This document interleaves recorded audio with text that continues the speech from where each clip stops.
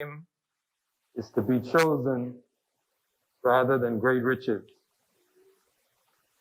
loving favor rather than silver and gold. The rich and the poor have this in common: the Lord is the maker of them all. A prudent man foresees evil and hides himself, but the simple pass on and are punished.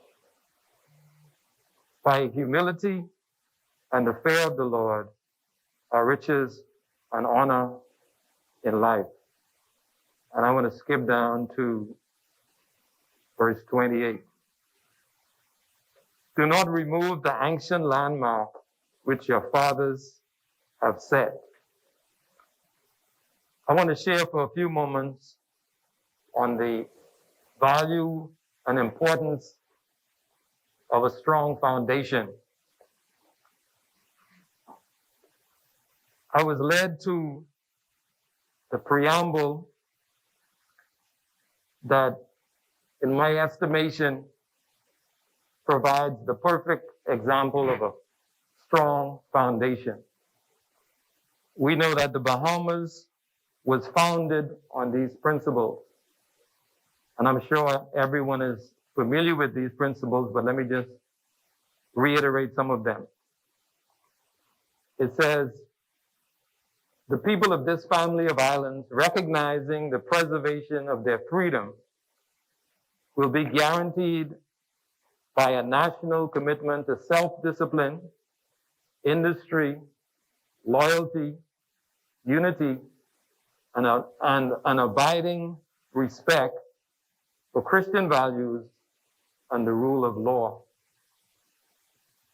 When I look back at some of these statements in the preamble, it just reminds me that we have to never forget the foundation that we started with. All of us in life, in fact, every aspect of life is run by principles.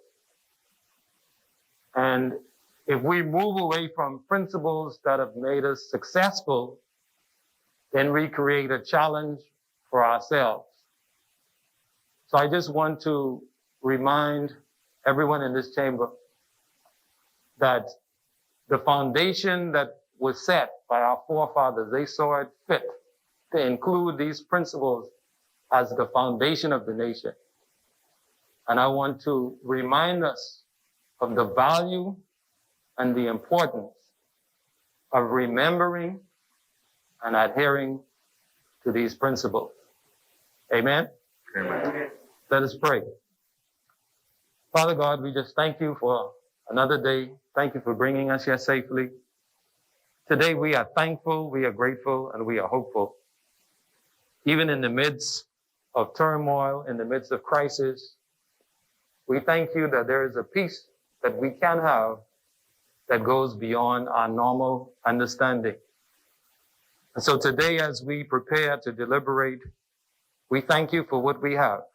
We thank you for the opportunity to deliberate over the affairs of our beloved country. And today, as we deliberate, may we be reminded of these foundational principles that have made us great. In Jesus' name, amen. Our Father, who art in heaven, hallowed be thy name. Thy kingdom come, thy will be done, on earth as it is in heaven. Give us this day our daily bread. Forgive us our trespasses. We forgive those who trespass against us. And lead us not into temptation. Deliver us from evil. For thine is the kingdom, the power, and the glory, forever and ever. Amen.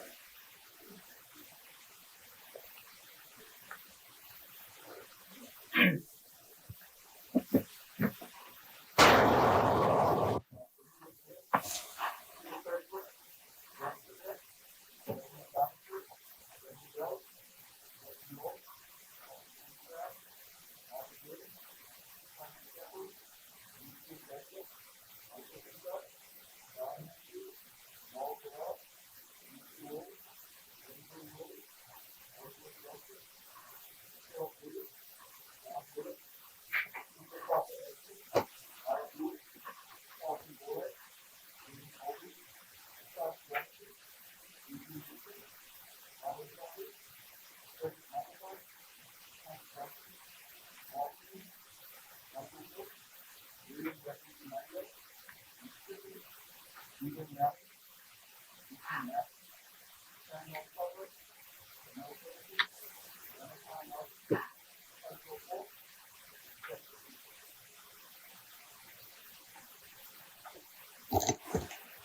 morning, honorable members. Honorable members, I just wish to make a real brief communication and to table the document this morning, and we can proceed with the order of business. Honorable members, as you know, I have made several communications in this House addressing the subject of the separation of powers over the last 3.5 years. Each time, the discussion descended to a deluge of misinformation peddled by armchair pundits who have made no effort to become acquainted with the subject matter.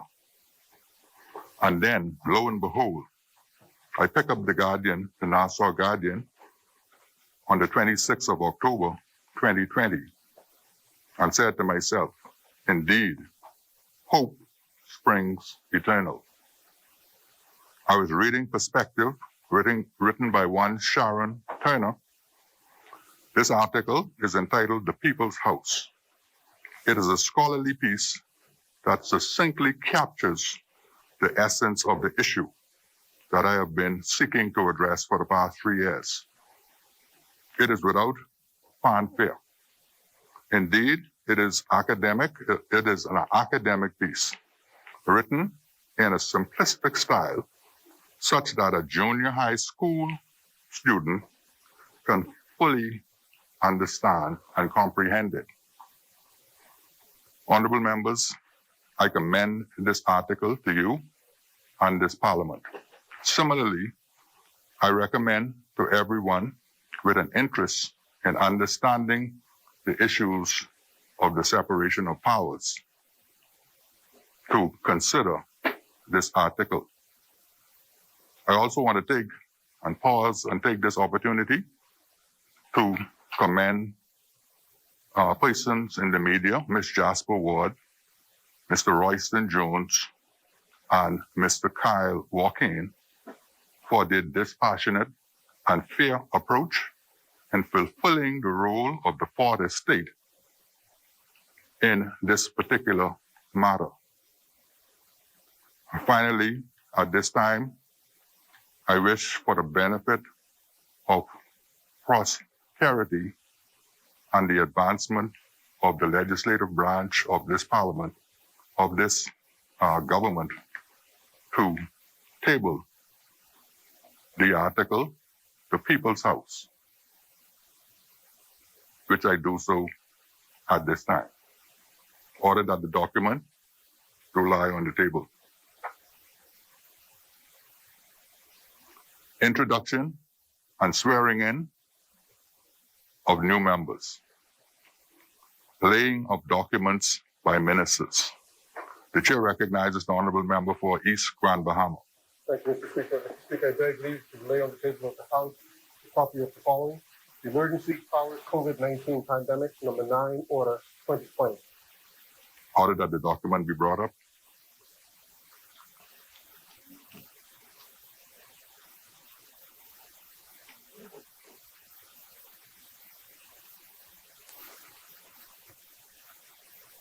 Order that the document do lie on the table. Further laying of documents by ministers. Chair recognizes the honorable member for East Grand Bahama. Mr. Speaker, I beg leave to lay on the table of the House a copy of the following: the Emergency Powers COVID-19 Pandemic, number 10, Order 2020. Order that the document be brought up. Order that the document do lie on the table. Further laying of documents by ministers. The chair recognizes the honorable member for Bamboo Town. Mr. Speaker, there are no further Thank you, honorable laying member. of documents. Statements and communications by ministers. Communications by the clerk. Messages from the Governor General. Messages from the Senate. Motions for leave of absence, leave to resign seat, and new writs. Presentations of petitions. presentations of reports of committees, adoption of reports of committees, first reading of bills. The chair recognizes the honorable member for Mount Moriah. Good morning, Mr. Speaker. Mr. Speaker, I beg leave to introduce and have read for the first time a copy of the following. A bill for an act to amend the Defense Act. Is there a seconder? Can I have a copy? Order that the bill be brought up.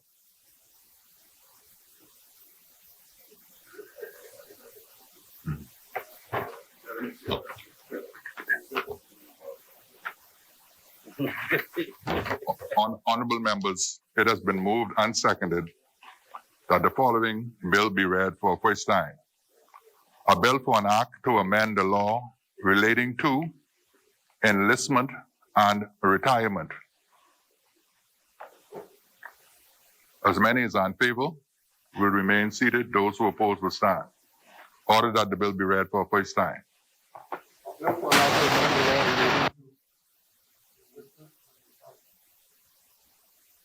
Further, first reading of bills.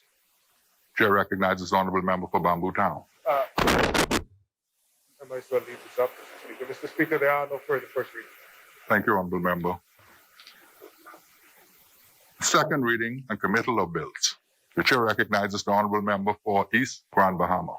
Thank you, Mr. Speaker. Mr. Speaker, today I propose to make a presentation on two bills, the Financial and Corporate Services Providers Bill 2020 and the Digital Assets and Registered Exchanges Bill 2020. And we propose to debate them as a compendium. Yes, yes. If the opposition can have. Is there any no objection from the opposition? Thank you, Mr. Speaker. Mr. Speaker, just before I give my contribution, I'd like to extend condolences to William and Chris Hume on the passing of their mother, Miss Betty Hume, who was an educator and a well-known citizen of East Grand Bahama. Very special lady, quiet, intelligent, engaged, and she will certainly be missed. I'd also like to extend condolences to the family of Simeon Oughton and Caleb Oughton. Their father passed yesterday, Hilton Oughton, and we certainly want to extend our support and prayers to them as they go through their period. David. Of course, Mr. Speaker, the House may know that my own mother would have passed on Friday past, and certainly for us as a family, she will be missed. She never missed sitting at this house, and it's interesting where mothers are. She'd always send me little notes. Don't get upset. I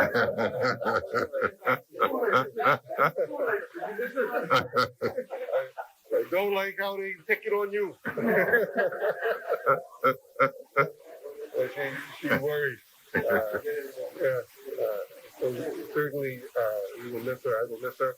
The encouragement is the defense that she was given. Certainly, you want to recognize her. Also an educator who gives 38 years of service to the center as an educator from east south to far north, and from east to west, just about every island she would have taught on, and certainly would be remembered.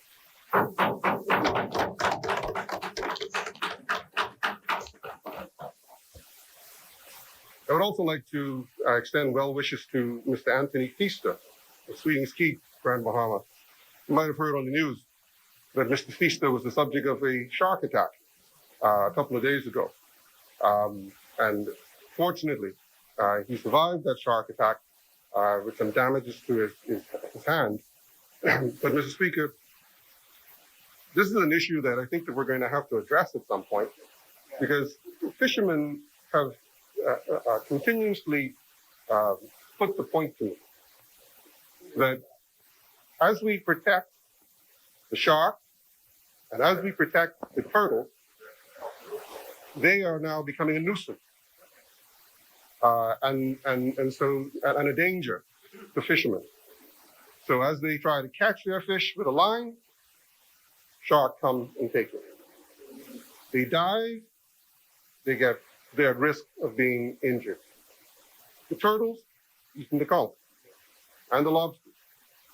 So it's becoming quite a challenge. And I don't know, and I don't want to get into the conservation argument, but I think that it is something that we're going to have to do a little bit of study. And the Minister of Marine Resources isn't here, but I'm sure he will deal with that. But we need to make sure that we do not put ourselves in a position where, by trying to protect one species, we create a challenge for the rest and for us ultimately. And but again, we want to wish Mr. Feaster well as he recovers from his injury. Mr. Speaker, I rise this morning to present this House the Financial and Corporate Services Providers Bill 2020. This important piece of legislation will repeal and replace the Financial and Corporate Services Providers Act of 2000. And those of us who've been around a while in financial services would know that that was a landmark piece of legislation that would have come about as a result of the blacklisting back in the year 2000 that started the progression of what we call commonly as the moving of the goalposts when it comes to financial services. This important piece, this bill will modernize the 2-decade-old legal framework of the prevailing act in a number of vital ways. It establishes a full regulatory, internationally compliant framework with appropriate authorities and powers vested in the regulatory authority, the Securities Commission of the Bahamas, to oversee and enforce its provisions.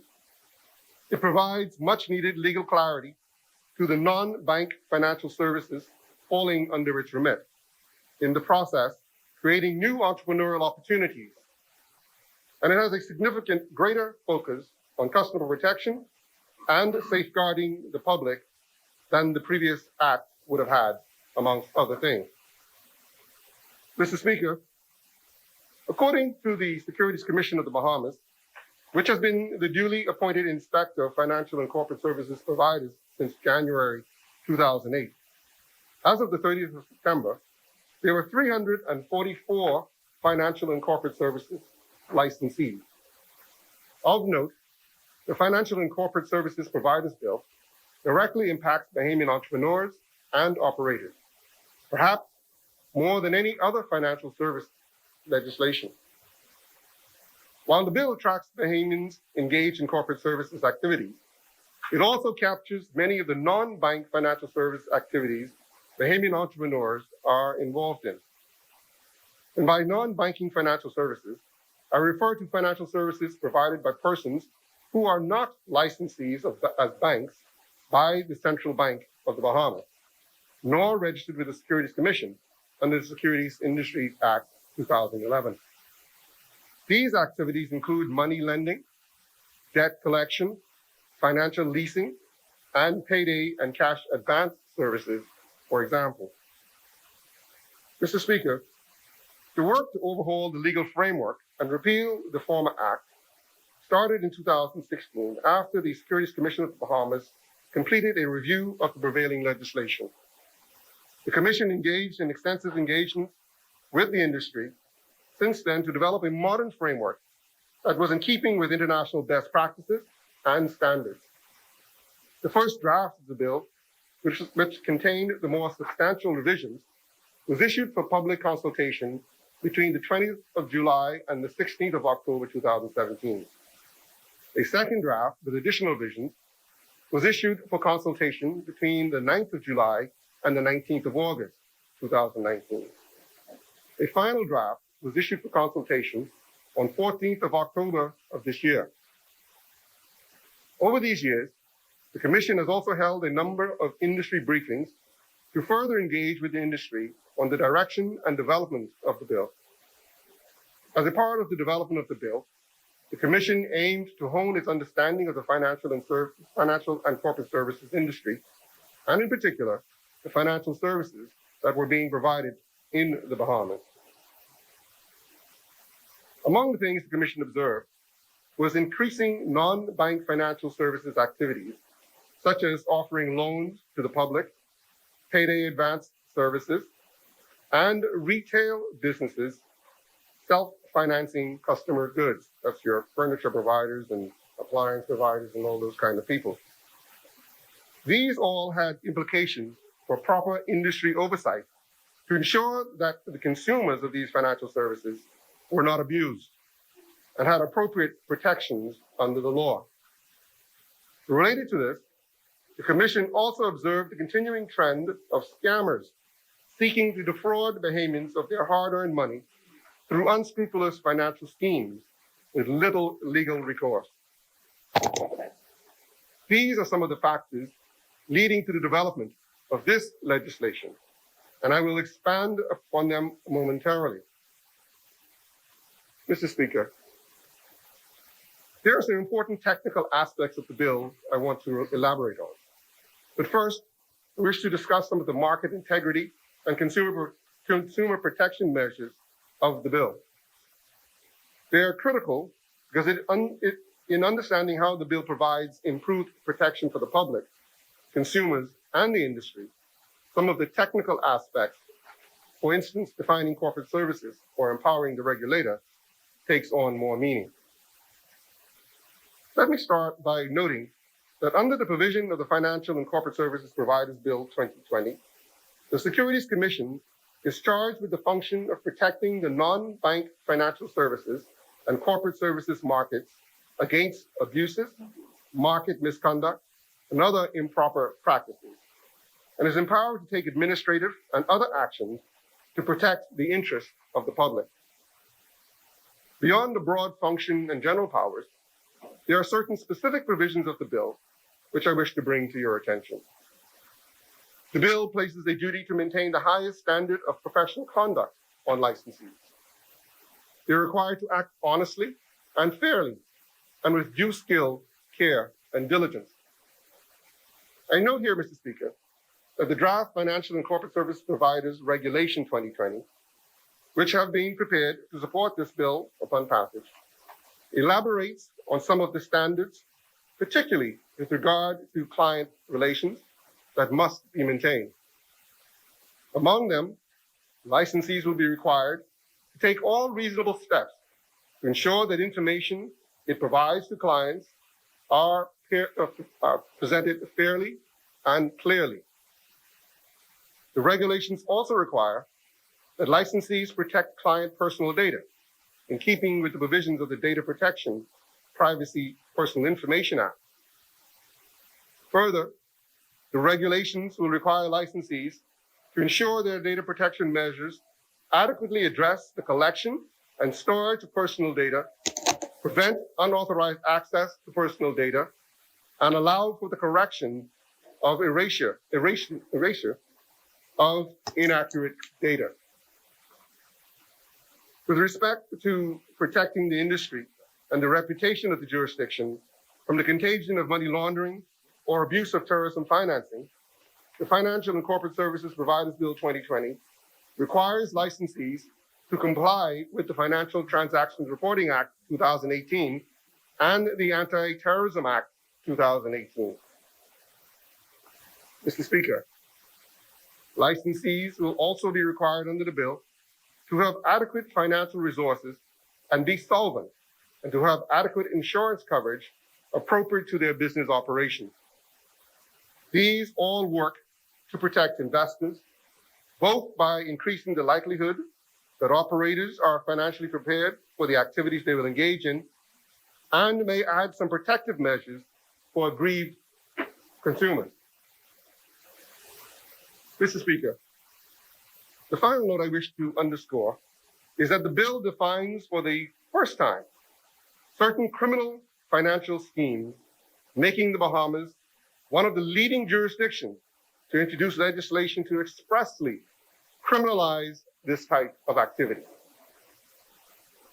These may take the form of pyramid schemes, Ponzi schemes, and advanced fee schemes, among others, and many of them have plagued unsuspecting Bahamians for generations. And Mr. Speaker, this is particularly important because even this year, I've been asked about these Ponzi schemes, and one that is going around, and it's still going around today because I still get calls on it, where you put in a couple of dollars, you add your friends to that, they go out and get 10 friends, and the pyramid builds, because each time somebody under you sells something, you get a penny or two. But eventually, if you don't continue to add persons to the scheme collapses. And everybody that has an investment in that scheme loses their money. So this is particularly sensitive legislation, proactive legislation to address these kinds of matters, to help protect hard-earned Bahamian savings as best we can. Further, Mr. Speaker, these schemes are fundamentally detrimental to investors and the public. The bill criminalizes the promotion or marketing of these financial schemes and empowers the Commission to dissolve them where circumstances so warrant. It also empowers the Commission to investigate and enforce against persons engaged in financial schemes. Mr. Speaker, one of the deficiencies of the legislation being repealed is its insufficiency in defining financial services. This resulted in the Commission in the past having to be creative in its efforts to provide adequate supervision under the 2000 Act. In fact, the Commission relied on a policy decision to adopt the World Trade Organization's definition of non-bank financial services and public notices publishing its policy in order to provide some much-needed clarity to the industry. All these changes with the Financial and Corporate Services Providers Bill 2020. The bill defines both corporate services and financial services. The bill takes an activity-specific approach to financial services and clearly defines both corporate services and financial services, for which licensees pursuant to the bill are required. These financial services will each have a specific framework developed through the promulgation of rules tailored to the risk and other needs they represent. The specific financial services it incorporates are money lending, money brokering, payday and cash advances, credit extension, bill paying services, debt collections, financial leasing, financial and advisory or consultancy services, financial intermediary services, trading in commodities, and other financial instruments, custody of digital assets, and wallet services provided. I note the last two, custody of digital assets and wallet service providers, dovetails with the Digital Assets and Registered Exchanges Bill 2020, which we'll talk about in a minute. The DARE bill establishes the legal framework for a new industry, and the Financial and Corporate Services Providers Act 2020 has expressly defined and captured these related services. They represent specific opportunities for entrepreneurial Bahamian fintech firms to enjoy the credibility of being licensed and functioning under a comprehensive regulatory regime and participate in the fintech industry that is being forged with the DARE bill. Mr. Speaker, to ensure all the provisions of this bill are properly observed and that licensees are in compliance, the Commission's authority and the powers have been clarified and enhanced under the bill.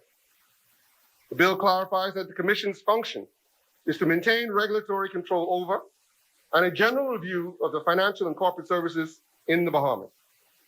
It further empowers the Commission to regulate these services and to issue, suspend, or revoke licenses in its regulatory capacity. To support the Commission's capacity to discharge its function, the regulations for this Act will specifically require that licensees make, keep, and maintain information and documents necessary to fulfill their legal obligations under the Act.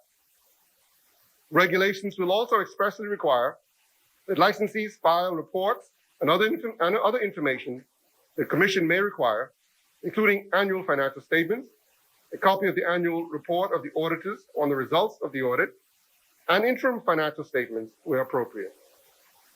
The final note I will mention on the clarification of the Commission's authority is that the bill clearly provides the Commission as the regulator of non-bank financial and corporate services authority to conduct inspections and investigations of licensees and to require licensees provide information to assist the Commission in the performance of its functions and the exercise of its powers. Mr. Speaker, in conclusion, this piece of legislation is long overdue and essential to bring the regulation of non-bank financial and corporate service providers in line with international standards and best practices. It further clarifies definitions and hence provides some regulatory certainty for industry participants. It also creates new opportunities for fintech entrepreneurs. The bill also provides greatly enhanced protection for consumers and for the first time criminalizes pyramid schemes, Ponzi schemes, and other financial schemes. It properly empowers the Securities Commission of the Bahamas with the requisite authority and scope to regulate licensees. Mr. Speaker, it is indeed my pleasure to present and seek approval and passage of the Financial and Corporate Services Providers Bill 2020. Mr. Speaker, I now move to the Digital Assets and Registered Exchanges Bill 2020.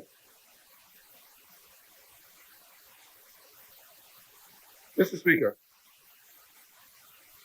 this is a bold piece of legislation which prepares the legal framework for a vital, new, well-regulated industry in the Bahamas, expand the regulatory financial services sector in the Bahamas, create financial technology or fintech opportunities for entrepreneurs, and subsequent fintech-based employment opportunities for Bahamians, and provide investors new access to a well-regulated, non-traditional asset class for operators in the Bahamas or via Bahamas-based service providers. It is my pleasure to introduce, Mr. Speaker, the Digital Assets and Registered Exchanges Bill 2020. Mr. Speaker, the bill, which I will refer to as the DARE bill, was prepared by the Securities Commission of the Bahamas. The Commission regulates investment funds, securities, the capital markets, and non-bank financial and corporate service providers. The Commission is responsible for ensuring market integrity in the capital markets and that appropriate investor protection mechanisms are in place. The raising of capital using digital assets, the trading of digital assets, as well as intermediary digital asset service providers and digital assets exchanges bring their own implications for the integrity of the capital markets and for, Mr. Speaker, if the members of the gallery, please, I can hear you. Thank you, Honorable Member. I understand that there was some activity in the foyer, but I had instructed the staff to deal with that matter. Thank you. Can you ask the police officer to deal with that situation for me? Sorry, it's a bit distracting, sir. Mr. Speaker, the Commission is responsible for ensuring market integrity in the capital markets and that appropriate investor protection mechanisms are in place. The raising of capital using digital assets, the trading of digital assets, as well as intermediary digital asset service providers and digital asset exchanges bring their own implications for the integrity of the capital markets and for investor protection. As a result, they very reasonably fall within the Commission's regulatory scope. Mr. Speaker, allow me briefly to expand on the growing significance of digital assets and the related services, technologies, and infrastructure undergirding them. Digital assets, as defined in the DARE Bill, include crypto assets and digital tokens. These terms capture virtual or cryptocurrencies, and I'm certain that members of this House are familiar with the popular Bitcoin, as it is the leading and perhaps most well-known crypto and crypto asset brand. Bitcoin itself has been around since 2009 and has enjoyed meteoric, if unsteady, growth since its inception. Bitcoin succeeded in bringing digital assets to the fore as a new asset class that has only increased in prominence over the years since its introduction.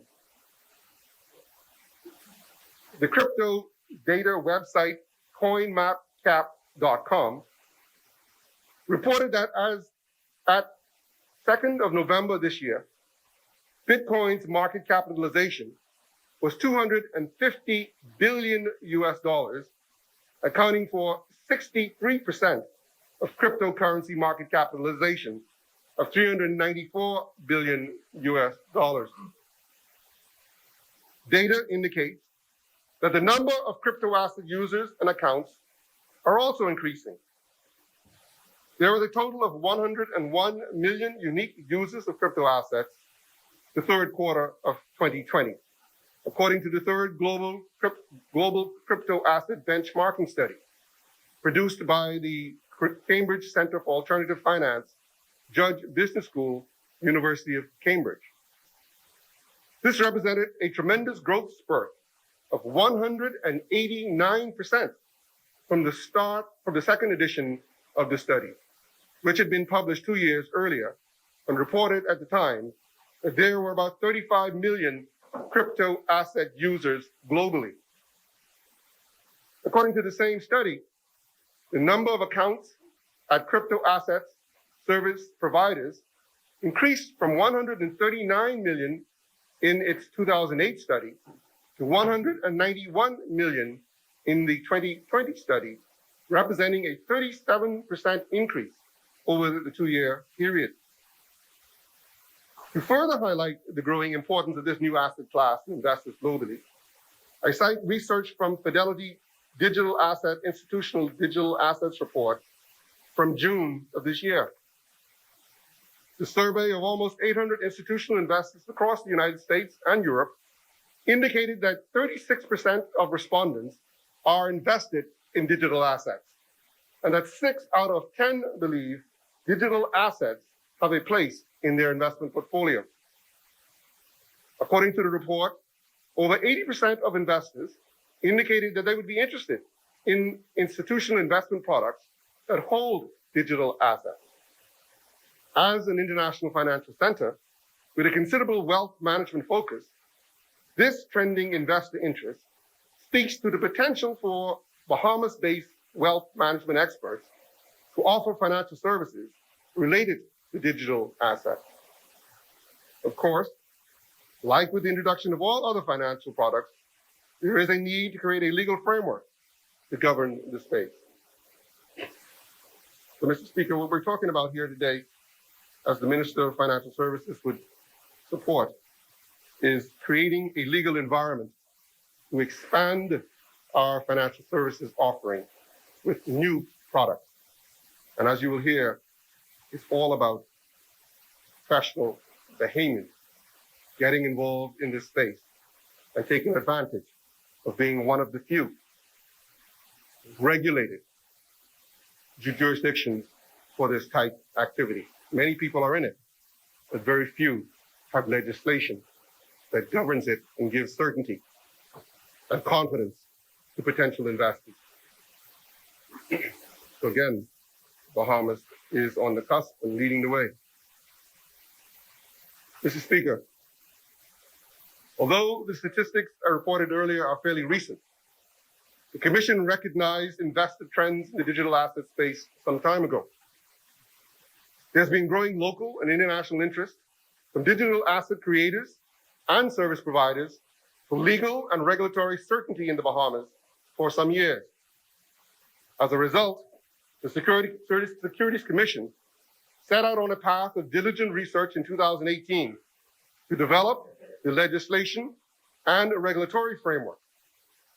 This included benchmarking the legal and regulatory approaches deployed by leading jurisdictions in the digital asset space, industry, and public consultation, and careful attention to the analysis of developing international standards and best practices impacting regulation of the digital asset space.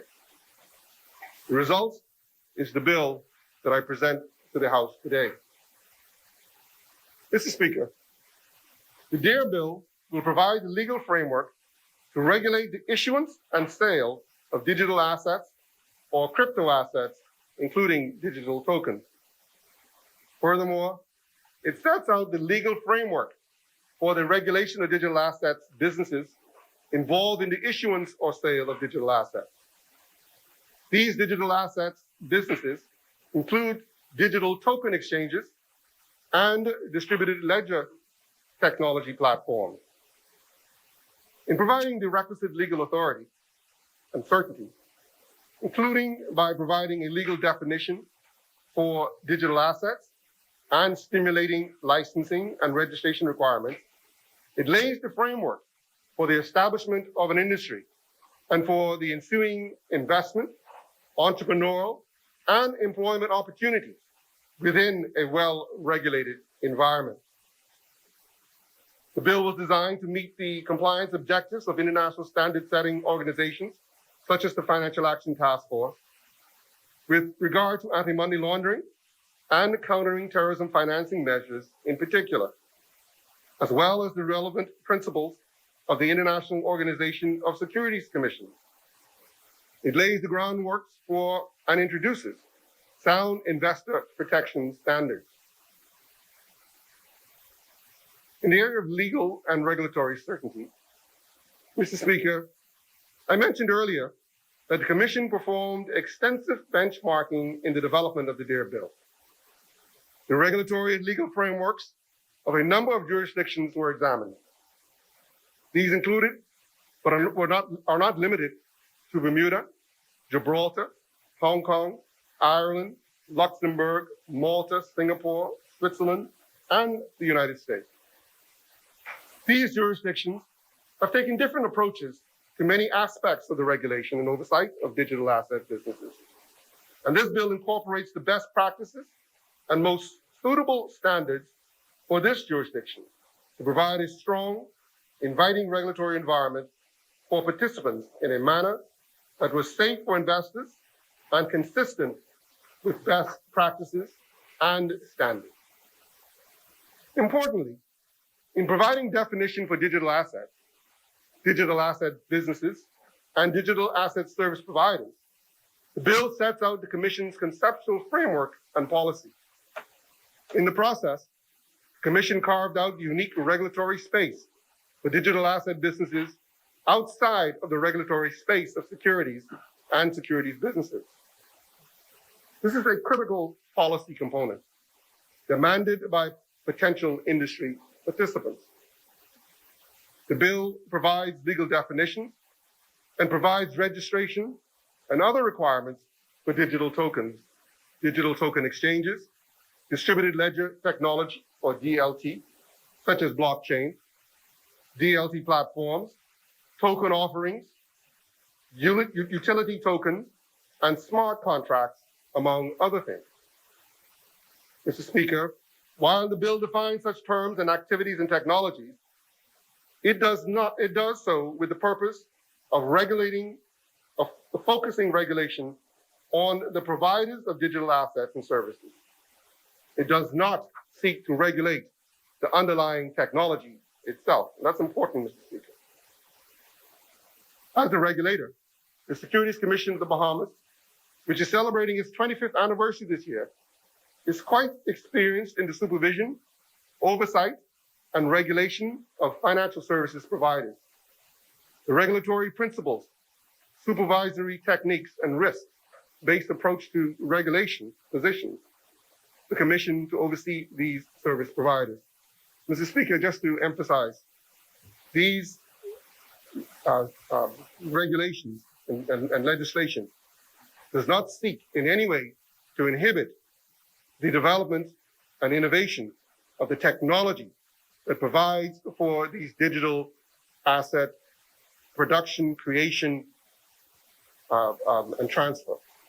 It seeks to regulate the provision of these services. And that's important because we do not want to stand in the way of technology development, creativity of our stakeholders, or those enterprising young Bahamians who might find new ways to develop new technology to take advantage of this entire digitization of our economy and the way that we do things as we go forward. So that is quite, I want to make that quite clear. And it is an overarching theme for us as we seek to move the Bahamas further along the line in terms of becoming a knowledge-based economy, in as much as it is a tourism-based economy. We believe there's tremendous opportunity for us to expand, to engage young professionals in this area, creating centers of excellence, centers of knowledge, and new discoveries as a result for our people. Importantly, the approach espoused in the legislation is in keeping with the recommendations of the Financial Action Task Force, or the FATF as we call it. The FATF, or FATF, recommends that for new business lines and the introduction of products based on new technologies, that the regulatory focus is on the products and the service providers, not the technology itself. In the case of digital assets, this means the regulatory focus would be on what FATF refers to as virtual assets and virtual asset service providers. One of the distinctive features incorporated in this bill is a very simple process for registrants under the Securities Industry Act 2011 and licensees under the Investment Funds Act 2019 or the Financial and Corporate Services Providers Act 2000 to apply to the Commission to add digital asset businesses as an additional line of business. This feature of the bill represents an awareness of the need to create regulation that is not overly burdensome or unwieldy for the end user. Again, this is in keeping, Mr. Speaker, with our mandate to improve the ease of doing business in the Bahamas for both Bahamians as well as users of our financial services jurisdiction. Mr. Speaker, but at the same time, maintaining a well-run and diligent regulatory regime. Important. Mr. Speaker, I think it's important to note here that in establishing the regulatory perimeters for digital assets and digital asset businesses, the bill does not incorporate digital currencies, such as the stand dollar digital currency, which the Central Bank of the Bahamas launched in October. Virtual currency tokens are included in the scope of the bill and defined as a digital representation of value which can be digitally traded and functions as a medium of exchange, unit of account, or store of value. However, the definition limits these virtual assets to having a cryptographic value and specifically excludes them from having legal tender status or carrying any security or guarantee in any jurisdiction. So this does not cover fiat currency or the Bahamian dollar or the digital representation, the sand dollar, of the Bahamian dollar, which is the domain of the Central Bank of Bahamas. Mr. Speaker, this dear legislation will create opportunities for Bahamians. By establishing the legal foundation for a new industry, the bill expands the playing field for financial services activities in the country, potentially creating new businesses, providing expansion opportunities for existing financial services providers and corporate service providers to grow their businesses into the digital space, as well as for new fintech operators to establish themselves in the Bahamas for their operations or to work with firms already in the Bahamas. In fact, the Commission has had direct, specific, and sustained expressions of interest in the regulation of digital assets in this jurisdiction since 2018, both from local and international entrepreneurs.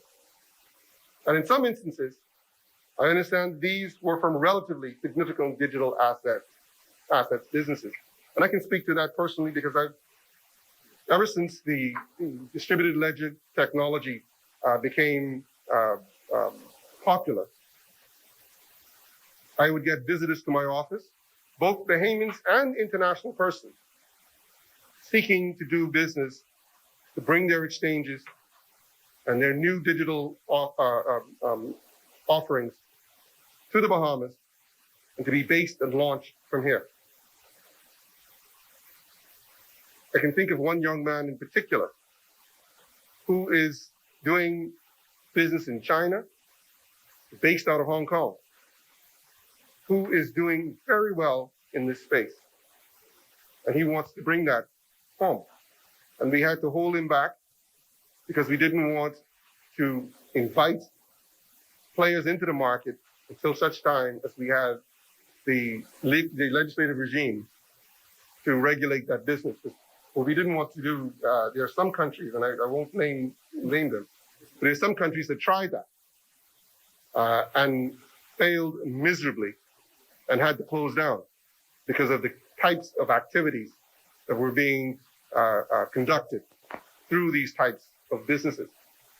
And so we are very optimistic that based upon the expressions that we have received of interest from existing players, as well as I said, some new market players, that we will be able to attract to this jurisdiction as a result of this legislation some significant players, including some from some very well-known jurisdictions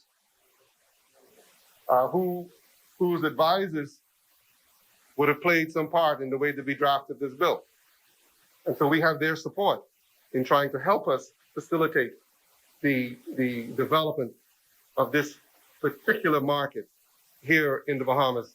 And we certainly look forward to developments and, most importantly, Mr. Speaker, to Bahamians taking advantage of this opportunity.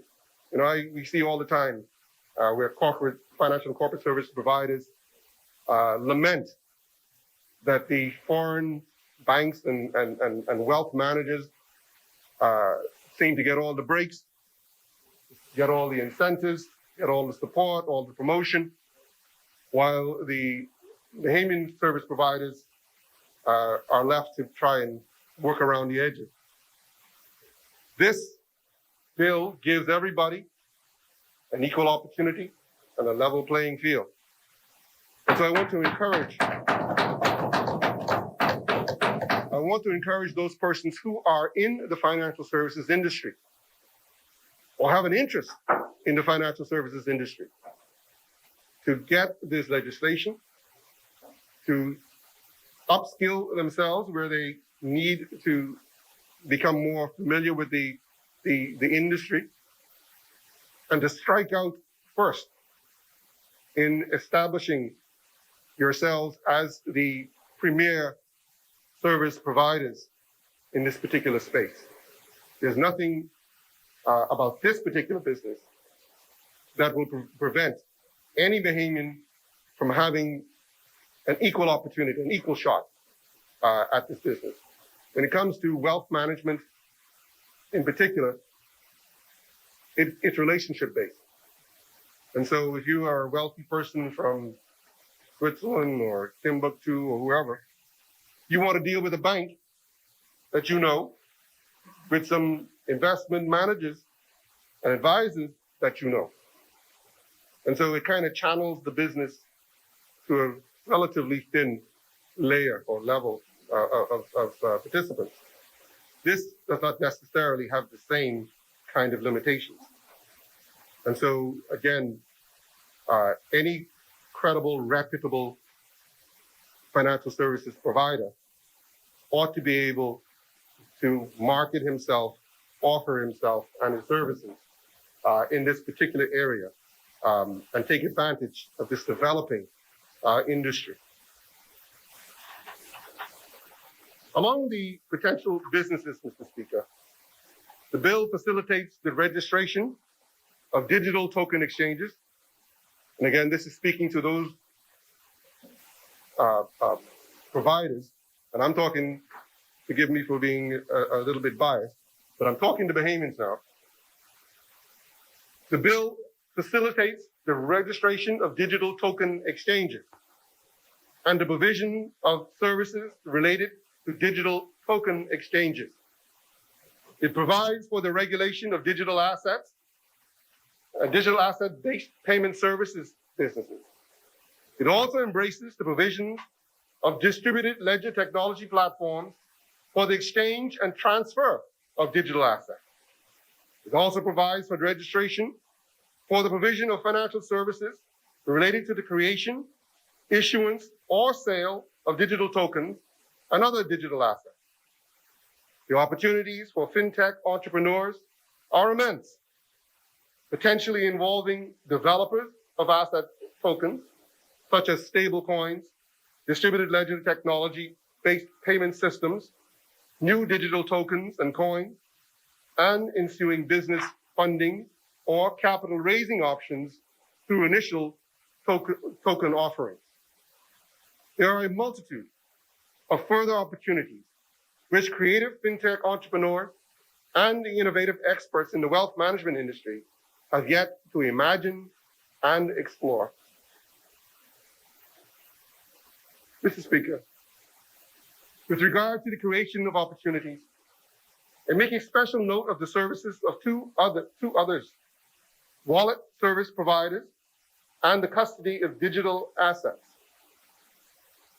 For these areas of business activity, there is some coordination with the Financial and Corporate Services Bill 2020 that we just talked about. While the DARE bill essentially lays the foundation for a regulated digital asset industry, these particular services are proposed as licensing categories under the Financial and Corporate Services Providers Bill 2020. Bahamians and other fintech firms therefore will be able to register to provide these critical support service pursuant to that bill once it has been duly promulgated and is in effect. The DARE bill, therefore, Mr. Speaker, clearly opens an array of opportunities. Further, in facilitating these opportunities, the bill enhances the flexibility, competitiveness, and hence resilience of the broader Bahamian financial services industry. That deserves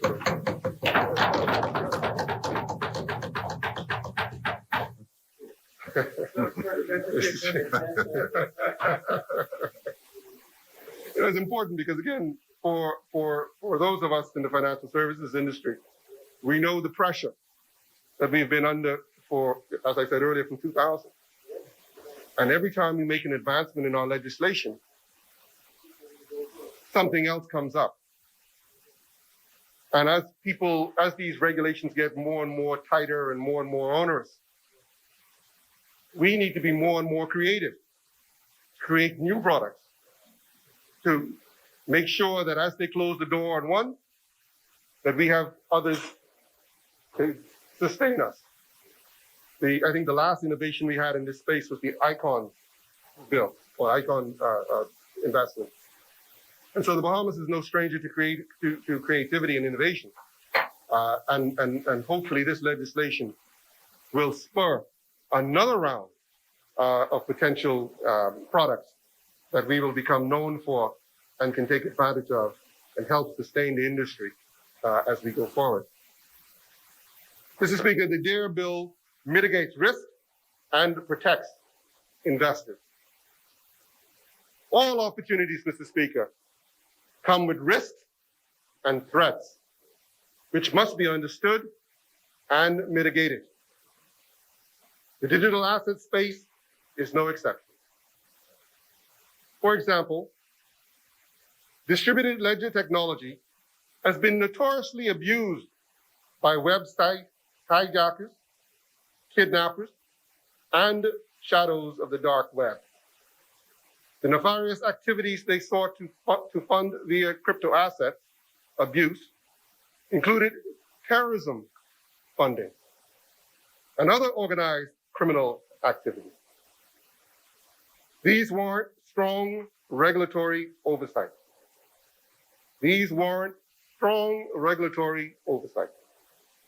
Enforcement and intervention. Further, these assets and new scams involving them sometimes unduly harm or outright defraud investors. The legal framework and regulation, therefore, must facilitate opportunity, but must facilitate it safely. The DARE bill aims to do just that. And in the process, empower the Commission for proper oversight of the industry. It facilitates a risk-based approach to anti-money laundering and counter-terrorist financing measures, requiring digital asset businesses to have systems in place to prevent, detect, and disclose money laundering, terrorist financing, and suspicious transactions. The bill requires registrants to maintain the applicable record-keeping measures to collect accurate information and documents related to the originator and beneficiary of digital assets. Further, the bill via the fifth schedule amends the Proceeds of Crime Act 2018 to include digital assets and digital assets businesses under the identified risk framework. It also amends the Financial Transactions Reporting Act 2018 to include digital asset businesses as financial institutions for the purposes of monitoring and risk assessment.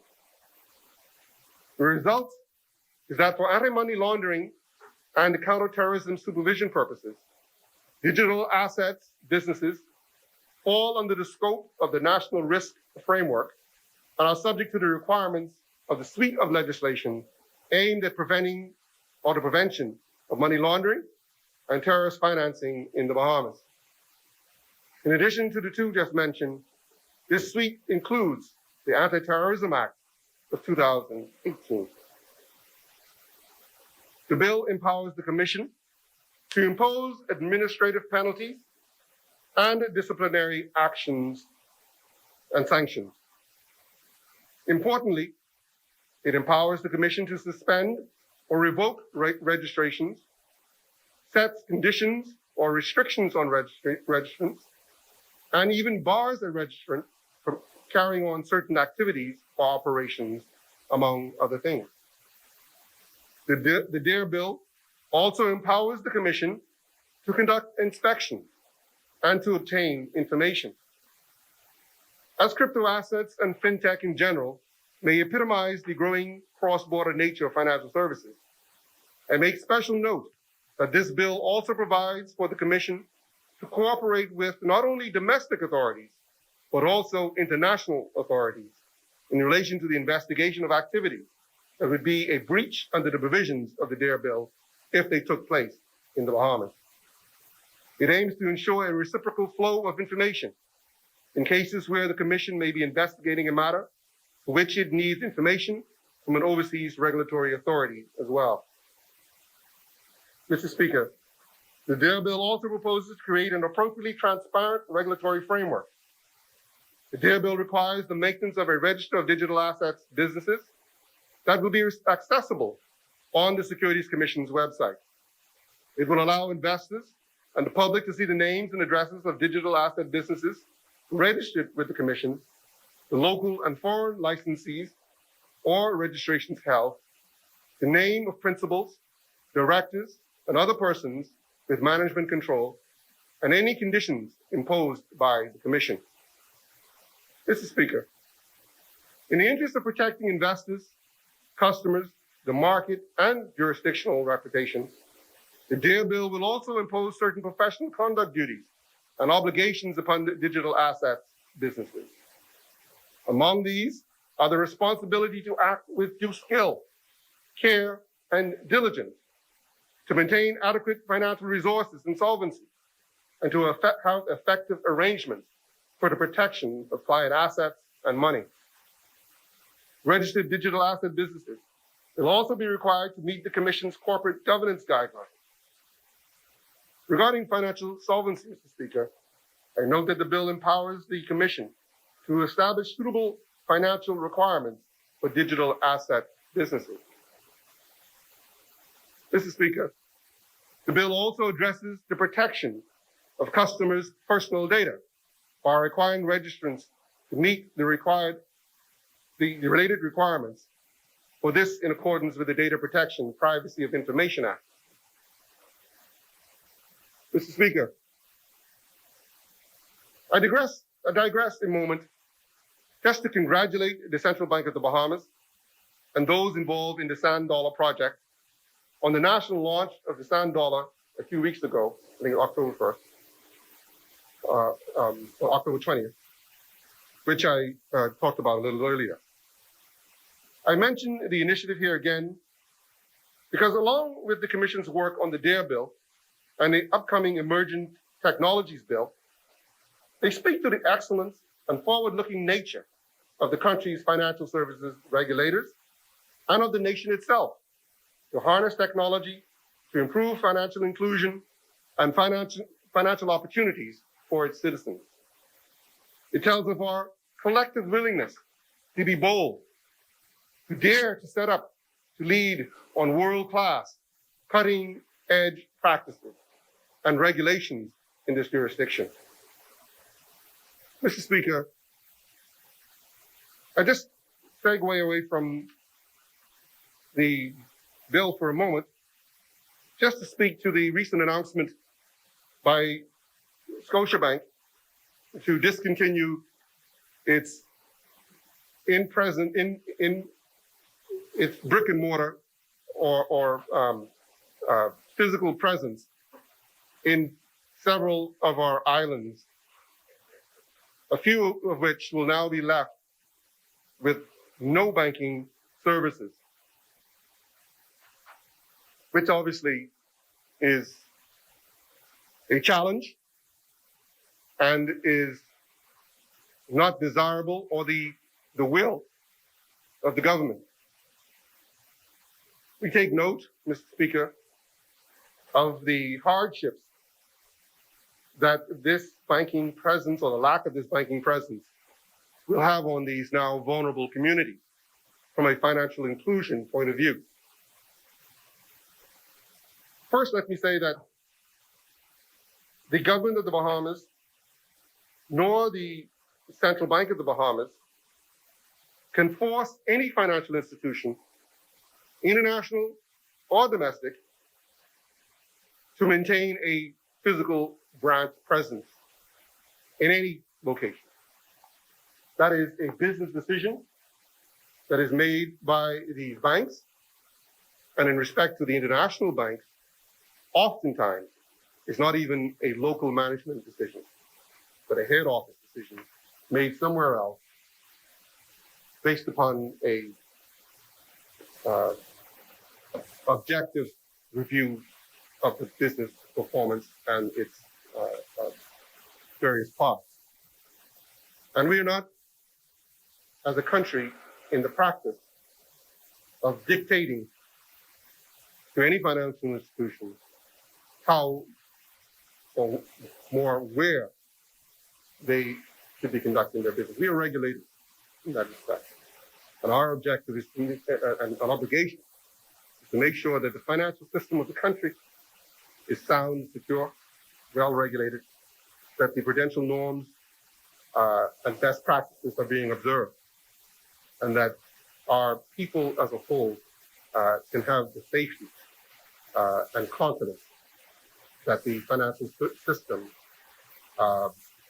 is well regulated and not in any kind of jeopardy. That said, we are obviously disappointed that this action has been taken. And you will recall a few years ago, a similar action had been taken by another financial institution, which left Bimini, South Andrews without banking services. And again, as I say, we regret these things, but we also understand from a business perspective, we understand what's driving them. In the case of the current closures, the institution has indicated that 90% of their business is being transacted digitally. That is either online or using an ATM. Now, some of us may or may not believe that, I don't know. I am confident from where I stand that that is true in New Providence, and it might even be true in Grand Bahama. It may be less true in the Family Islands. Nonetheless, we cannot stand here and deny that there are innovations and changes happening globally in financial services. We cannot be naive enough to think that we can stand by ourselves, holding on to the past while trying to embrace the future. It's just impossible. And so it's incumbent upon us to embrace the technological challenges as well as the opportunities to advance this area. In Nassau, we have long said as a government, we are moving towards a cashless environment. We've encouraged and we continue to speak with the banking community to help facilitate the use of technology, debit cards and the like, so that people do not have to carry around cash. The central bank has introduced the sand dollar, which is a digital representation of the paper dollar that you hold. It allows you to buy goods at a merchant using your phone or a card. It allows you to transfer money from one person to another person using your phone, a smartphone, and everybody has one nowadays. So you don't really even need a physical presence to exchange cash, because you don't need money, physical money. You can do it on your phone. We recognize the savings that comes using the digital platform versus having to be worried about physical cash, whether from a security point of view, whether from a loss point of view, or just the cost of trying to manage this physical currency. I want to assure the residents of these islands and locations where the physical bank has been withdrawn that the government will do its best to encourage and, where necessary, incentivize other operators, whether they be other financial institutions or they be credit unions or money transfer businesses, or whether they be the use of technology. We will encourage, incentivize as best we can other players to join the market to take up fill this gap. I want to encourage all of our residents to study, and we will try to do some educational campaigns around this just to bring awareness. But I want to encourage the residents in these particular communities that now is the time to embrace the digital sand dollar. It is secure, it is easy to use, and once you get the hang of it, it is easy. You don't even have to carry your wallet anymore after that. Once you got your phone, but I think that is probably the way of the future, as we try to bring down the cost of banking, while we try to promote financial inclusion and to ensure that people are able to conduct commerce in the absence of a physical bank. In respect to the Bank of the Bahamas, which I've seen has been recommended, or we've had interventions from various members opposite, as well as members of the governing party who have been affected, who have petitioned that the Bank of the Bahamas to enter these jurisdictions, that the Bank of the Bahamas, like every other financial institution, has to cover its costs. It cannot just go into these locations knowing that it's going to lose $500,000, $1 million a year on those locations, unless the government of the Bahamas is prepared to subsidize it. And I don't think anybody here would want to suggest that the government of the Bahamas now subsidize the Bank of the Bahamas after already subsidizing it through removal of toxic loans from its bank of over $200 million. I don't think we want to get into that business. And so it is unlikely. I'm not going to say it's impossible, because the bank will do its own business analysis. But it is unlikely that in some of these locations, the Bank of the Bahamas is a viable option. And so again, it is incumbent upon us to educate, to incentivize the alternative providers, and to help our citizens to transition to this new paradigm, this new digital world that we are embarking upon, that is going to make us faster, that is going to make us more efficient, that is going to make us more digitally advanced, that is going to improve security and the ease of doing business ultimately at the end of the day. And I don't for any minute want to downplay the significance of this transition, because it is being forced on those who are probably the most vulnerable first. But that's the nature of where we are today. So again, Mr. Speaker, I want to thank you for the opportunity to make this intervention. I want to now move for the passage of the Financial and Corporate Services Providers Bill 2020 and the Digital Assets and Registered Exchanges Bill 2020. Thank you, Mr. Speaker. Thank you, Honorable Member.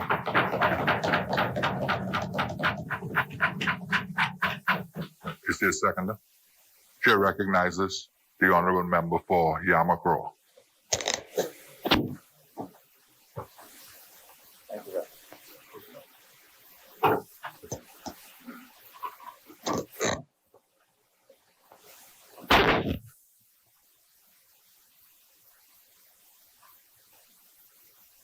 Thank you very much, Mr. Speaker. Mr. Speaker, it is a distinguished pleasure to rise this morning. The second two bills that is now before this honorable House for debate. That is the Financial and Corporate Service Providers Bill 2020 and the Digital Assets and Registered Exchanges Bill 2020. Mr. Speaker, as the member for East Grand Bahama, I want to commend him for his presentation. Extremely thorough, holistic, as usual. So it makes my job a whole lot easier, and those coming after. Mr. Speaker, as the member for East Grand Bahama has indicated, there's been extensive consultation with regard to these bills, so much so that we have some agreement from the side opposite in terms of how we will treat with these legislation. That is very important to the well-being, stability, and continuation of our second industry. Mr. Speaker, I crave your indulgence just to make a few short remarks before I go in and say to you how I will deal with the bill. On behalf of myself, my family, and the constituency of Yamacraw, to extend condolences to the member for East Grand Bahama and his family on the passing of his mother. Mr. Speaker, my mother is near and dear to me. I make I don't keep that a secret. As a matter of fact, every now and then I send out a shout to the ladies in Dow's Cat Island. But it's something that I keep up on my Facebook page, Speaker. It always reminds me of the divine love for the child or son, and no matter how old we get, they're still our mother's child. It shares with her mother. And it's by Longfellow.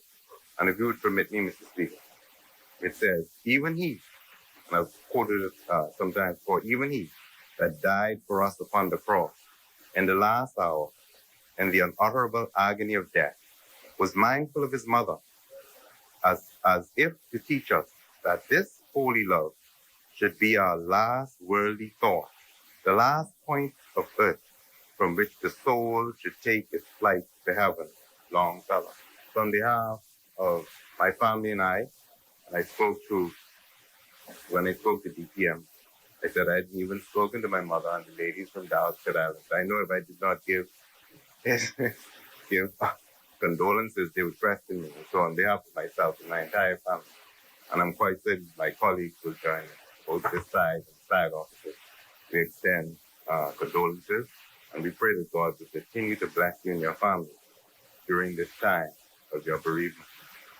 Mr. Speaker, as I had said earlier, the member for West End has done a comprehensive job, and so it makes my presentation on the East End, thank you very much, for East Grand Bahama, has done a comprehensive job. So it makes my deliberations here today very easy, and that is I will take you through the provisions of the Act and highlight some of the more salient provisions of the Act. I want to commend industry, Mr. Speaker, for their thorough consultation on this bill, in particular the Securities Commission. And while I was preparing last night, I took the opportunity, Mr. Speaker, just to peruse the website and the website of even some of the law firms. And there are some that I saw that did an exceptional job. And I would like to commend, and I'm not going to call anybody's name after this, but Aliyah Allen and her associate from Graham Thompson had an excellent piece that they put up on the digital assets and register exchange bill. And there's some other ones. So for members of the public, if you want to get understanding of the bill, sometimes you go to the website, Google it, and some of the law firms have done an excellent job in briefing these legislation in layman's terms, so that for the purposes of their clients to see it and be edified. But also, it would be remiss of me if I did not make mention of the Securities Commission. Mr. Speaker, I now turn your attention. I will take you briefly through the Financial and Corporate Services Providers Act. And Mr. Speaker, the Financial Services and Corporate Services Providers Act 2020 seeks to repeal and replace the current Financial Services and Corporate Providers Act 2000, as the Minister for East End indicated, to establish a robust regulatory regime and eliminate the deficiencies and inconsistencies in current legislation. It also enhances the regulatory authority and oversight of the inspector, clarify and establish clear and direct categories of activities that are considered financial or corporate services and that are licensable pursuant to the provisions of the bill. It establishes appropriate standards and conduct and obligations for financial and corporate service providers. It establishes appropriate capital, financial, and reporting obligations that are commensurate with the various service being provided, and provides appropriate transitional provisions.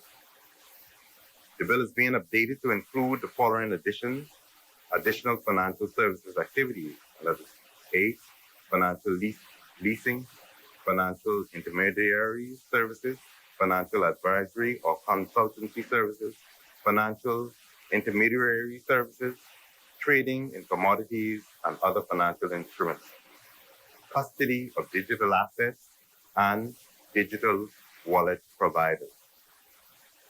As I said, Mr. Speaker, you just have to go to the Securities Commission's website and look at it.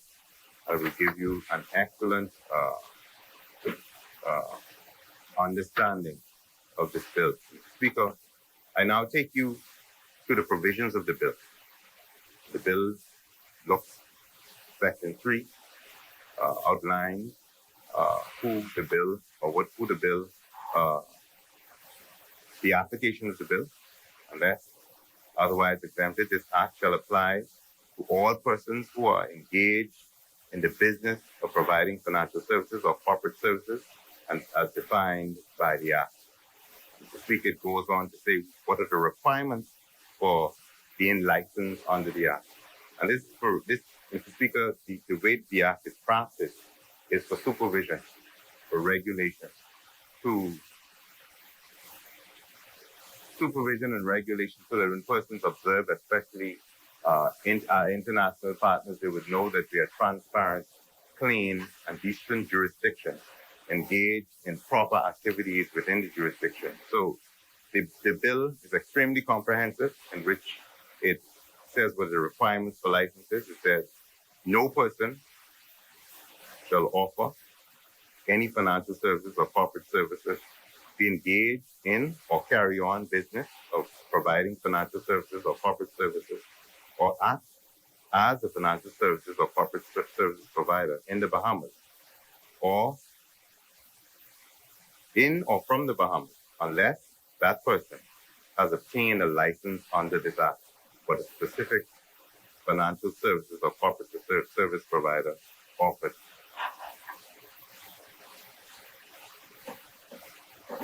It provides in Section 5 for the disqualification for license. Section 6 looks at the application for a license and what is necessary.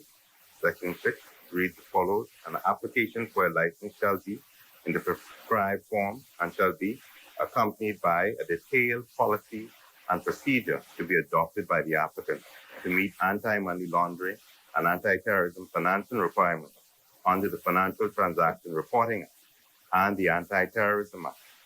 You have to provide, the individual or company has to provide a business plan setting out the name and scale of financial services or corporate services being offered, including all financial information concerning capitalization and sources of funds.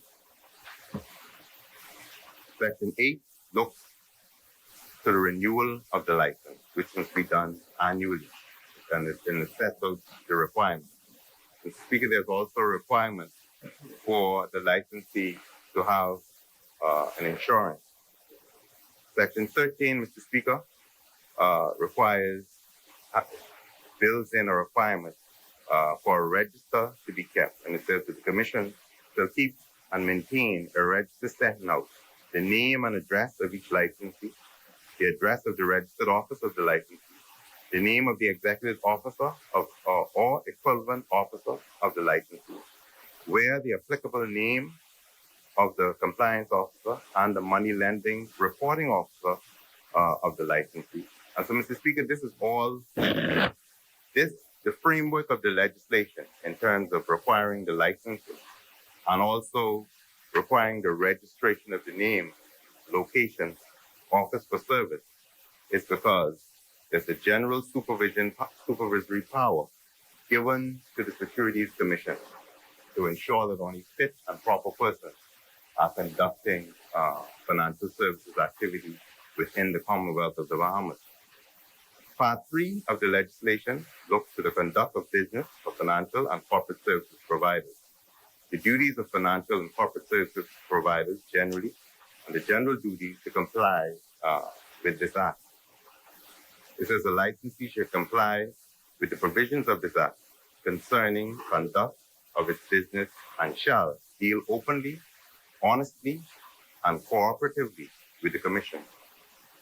D, provide the Commission as duly required information relevant to its operation and submit to on-site examination as required by the Commission in the exercise of its function. Section 17 creates the duty to maintain professional conduct. It only fit and proper persons who are dealing honestly and fairly would be in the industry.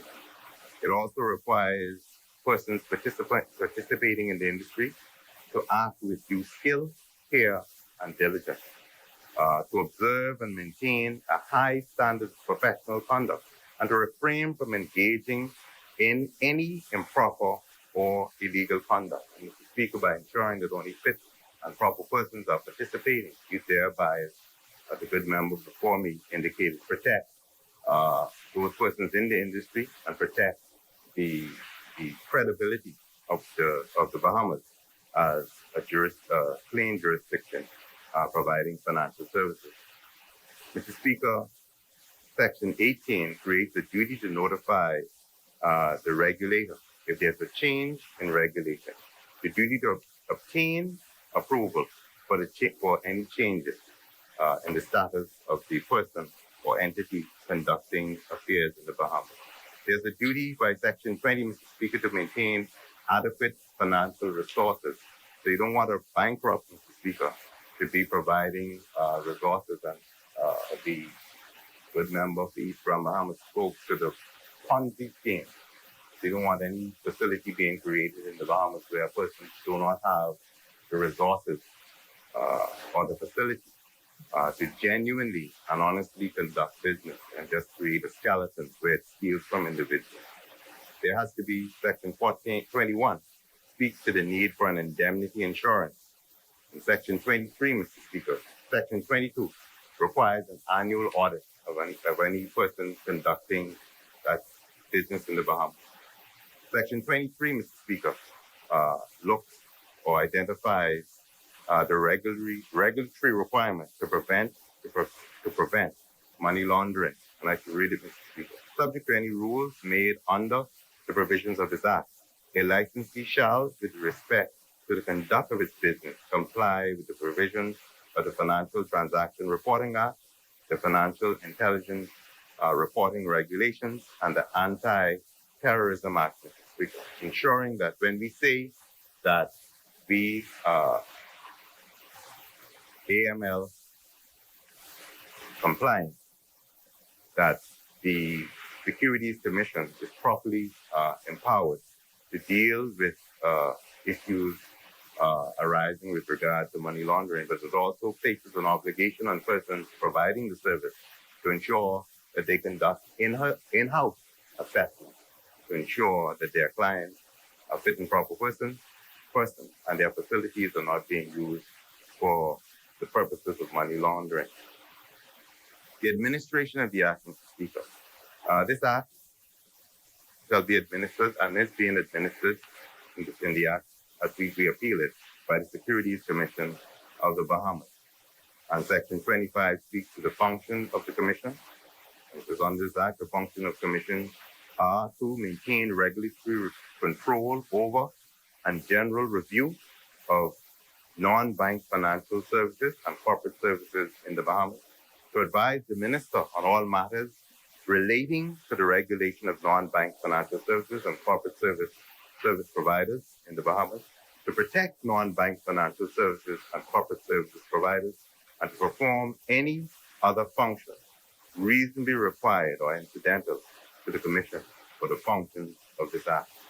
It also, in 26, outlines the general powers of the Commission, Mr. Speaker, to regulate the provisions of non-bank financial services and corporate services providers, to issue, suspend, or revoke licenses as the regulator of financial and corporate services providers, to take administrative and other actions, to enforce actions against persons for failing to comply with the provisions of the Act, to make any order as appears to the Commission to be just and equitable under this Act.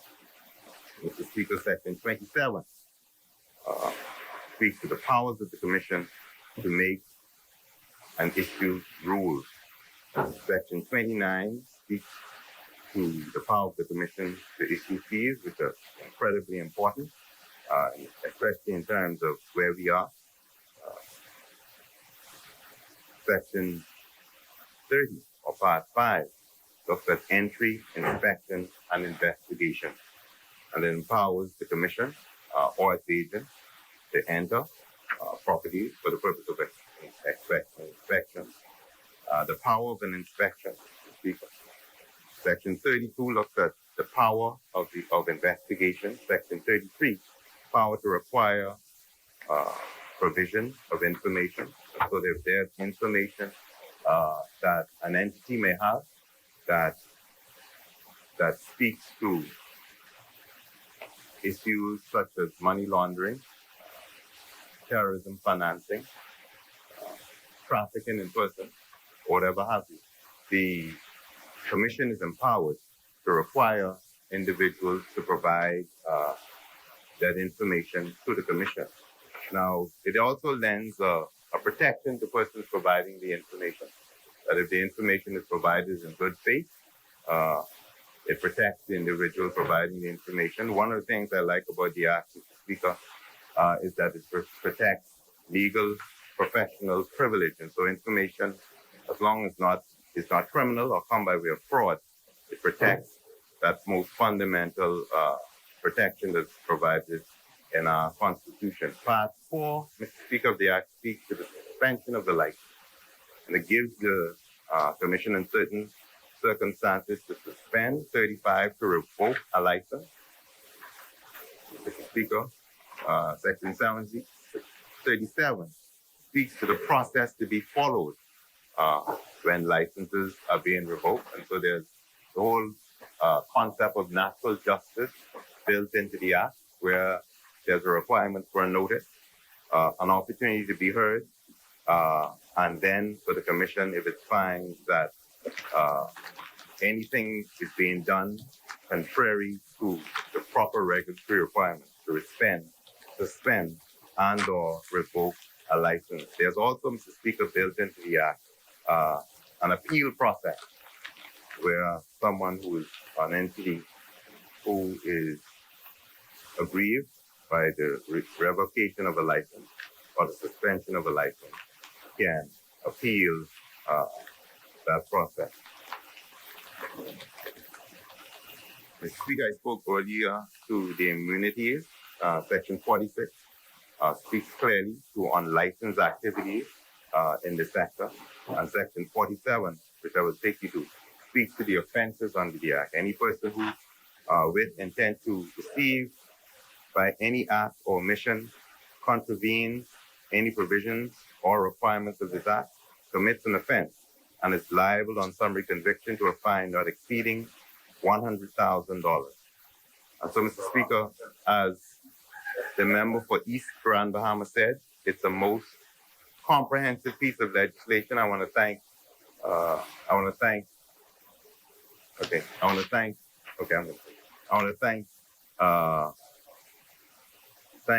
the industry for their comprehensive and thought Andres, don't rush me, please. You're sitting in my cousin's seat.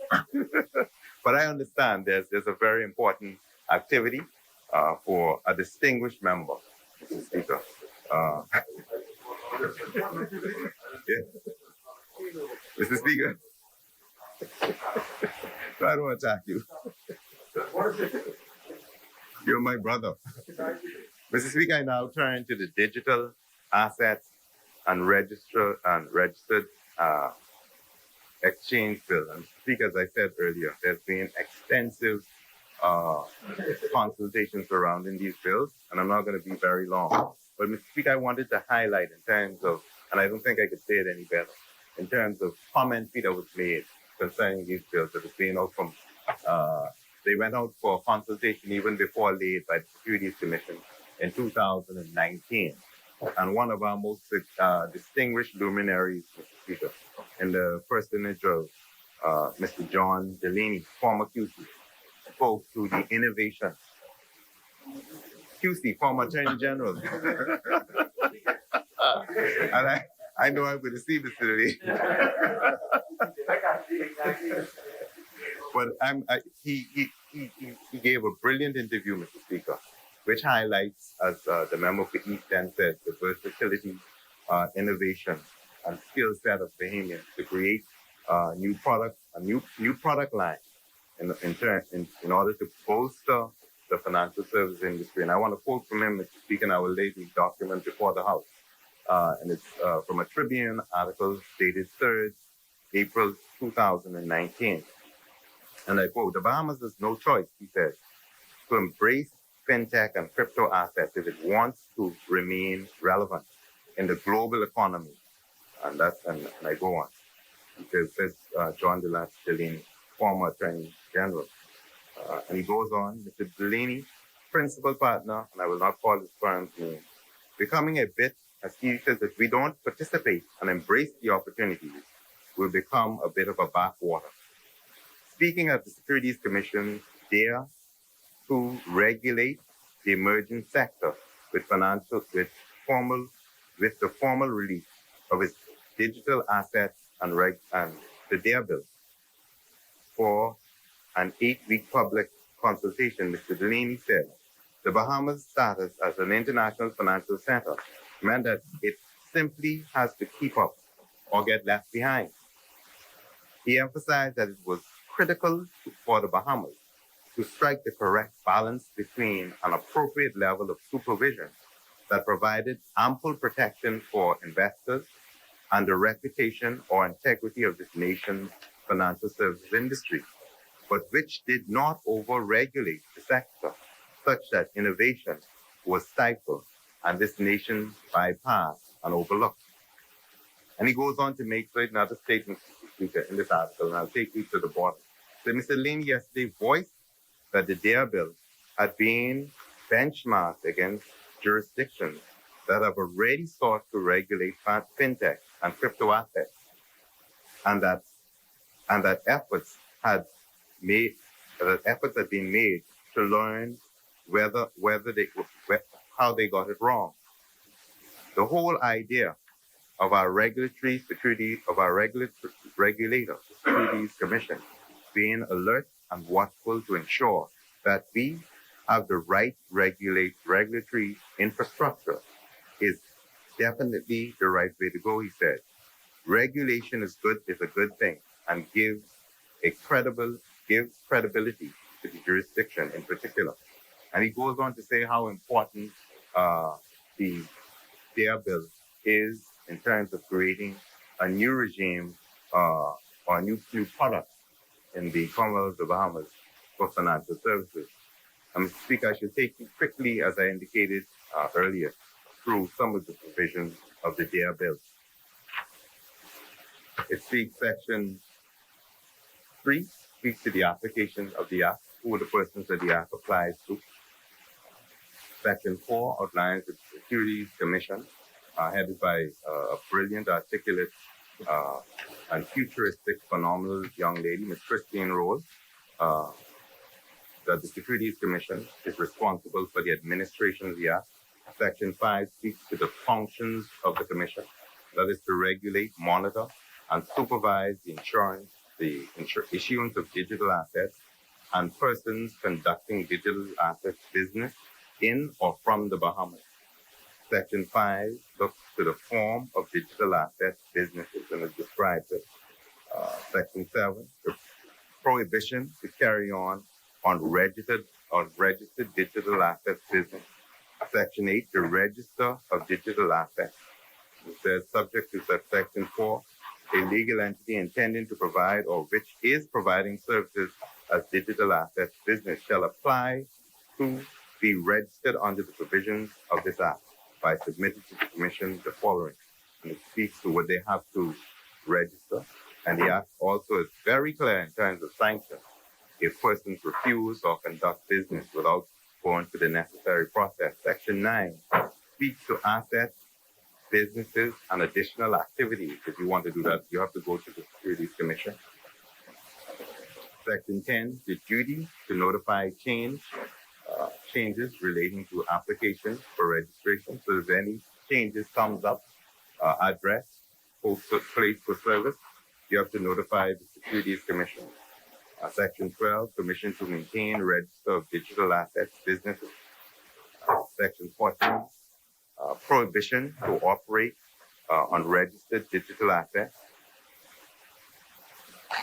Mr. Speaker, and very important in terms of the power of the Securities Commission to suspend or revoke the registration of an entity or person conducting businesses, to revoke the license.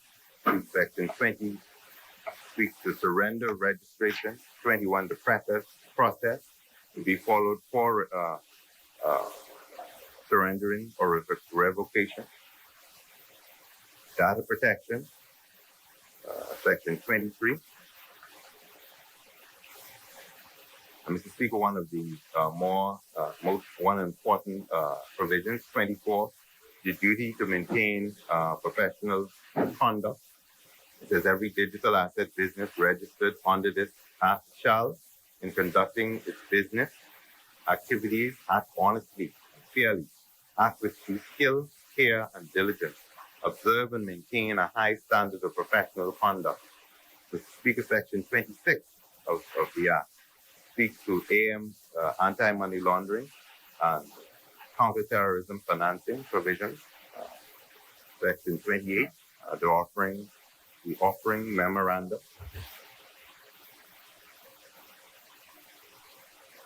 And section 33, and I'm skipping this, Speaker, speaks to advertising of initial offerings. If any advertisement relating to the initial offering of token offering shall be accurate and not misleading, clearly identifiable as an advertisement, consistent with the aforementioned contained in the offering memorandum, and compliant with any requirements prescribed by the Commission. Mr. Speaker, 35 speaks to token register. 37 speaks to purchasers' right to rescission for damage. The Speaker, section part 5 looks at the investigation and cooperation. As in the previous act, Mr. Speaker, under the Digital Assets and Registered Exchange Bill, it gives this jurisdiction the power to exchange information with other regulatory bodies, whether here or abroad, where there are activities that breach international and local regulatory requirements to safeguard the industry internationally, to prevent money laundering and terrorism financing. And as in the previous act, there's the protection of legal professional privilege in section 41. Mr. Speaker, the member for East End has indicated the act that we're now debating speaks to the versatility, the innovation, and creativity of Bahamian professionals. And this started, as the member for East End indicated, from 2000. And we've demonstrated that we had the ability then, now, and I know that we have it in the future, to navigate turbulent waters, even though the playing field is incredibly not balanced. When I spoke on my last opportunity in this forum, I indicated what was, to my mind, the quintessential expression of base erosion, profit shifting, and/or money laundering or terrorism financing. When the world was separated, Africa was cut up, and funds and assets was extricated from this area and sent somewhere else to build other communities. But Mr. Speaker, we live in a big ocean, and so we must be able to tread water, more than just tread water. On our ship, Mr. Speaker, properly be able to steer it correctly and survive. And so, Mr. Speaker, it is my delight to second the Digital Assets and Registered Exchange Bill 2020, and also to second the Financial and Corporate Services Providers Bill 2020, and say that Yama Pro supports it. Thank you very much. Thank you, honorable member. Honorable members, it has been moved and seconded that the following bill be read for a second time and committed.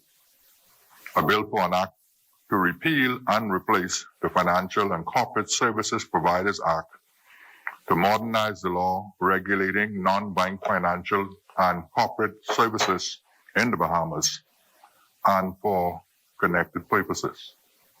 As many, Chair recognizes the Honorable Member for the Exumas and Ragged Island. Thank you very much. Mr. Speaker, it's my honor, as usual, to rise today on behalf of the resilient and fearless people of Exuma and Ragged Island to offer a contribution to this debate on Financial and Corporate Services Providers Bill 2020 and the Digital Assets and Registered Exchange Bill 2020. I don't intend to be very long, as we support these bills, Mr. Speaker. But before I get into the details of the debate, I want to make 2 points on behalf of the people I represent. Firstly, I want to reiterate my disappointment in the recent announcement by Scotiabank that they will close their branch in Exuma and other family islands. As a businessman, I understand their profit imperative.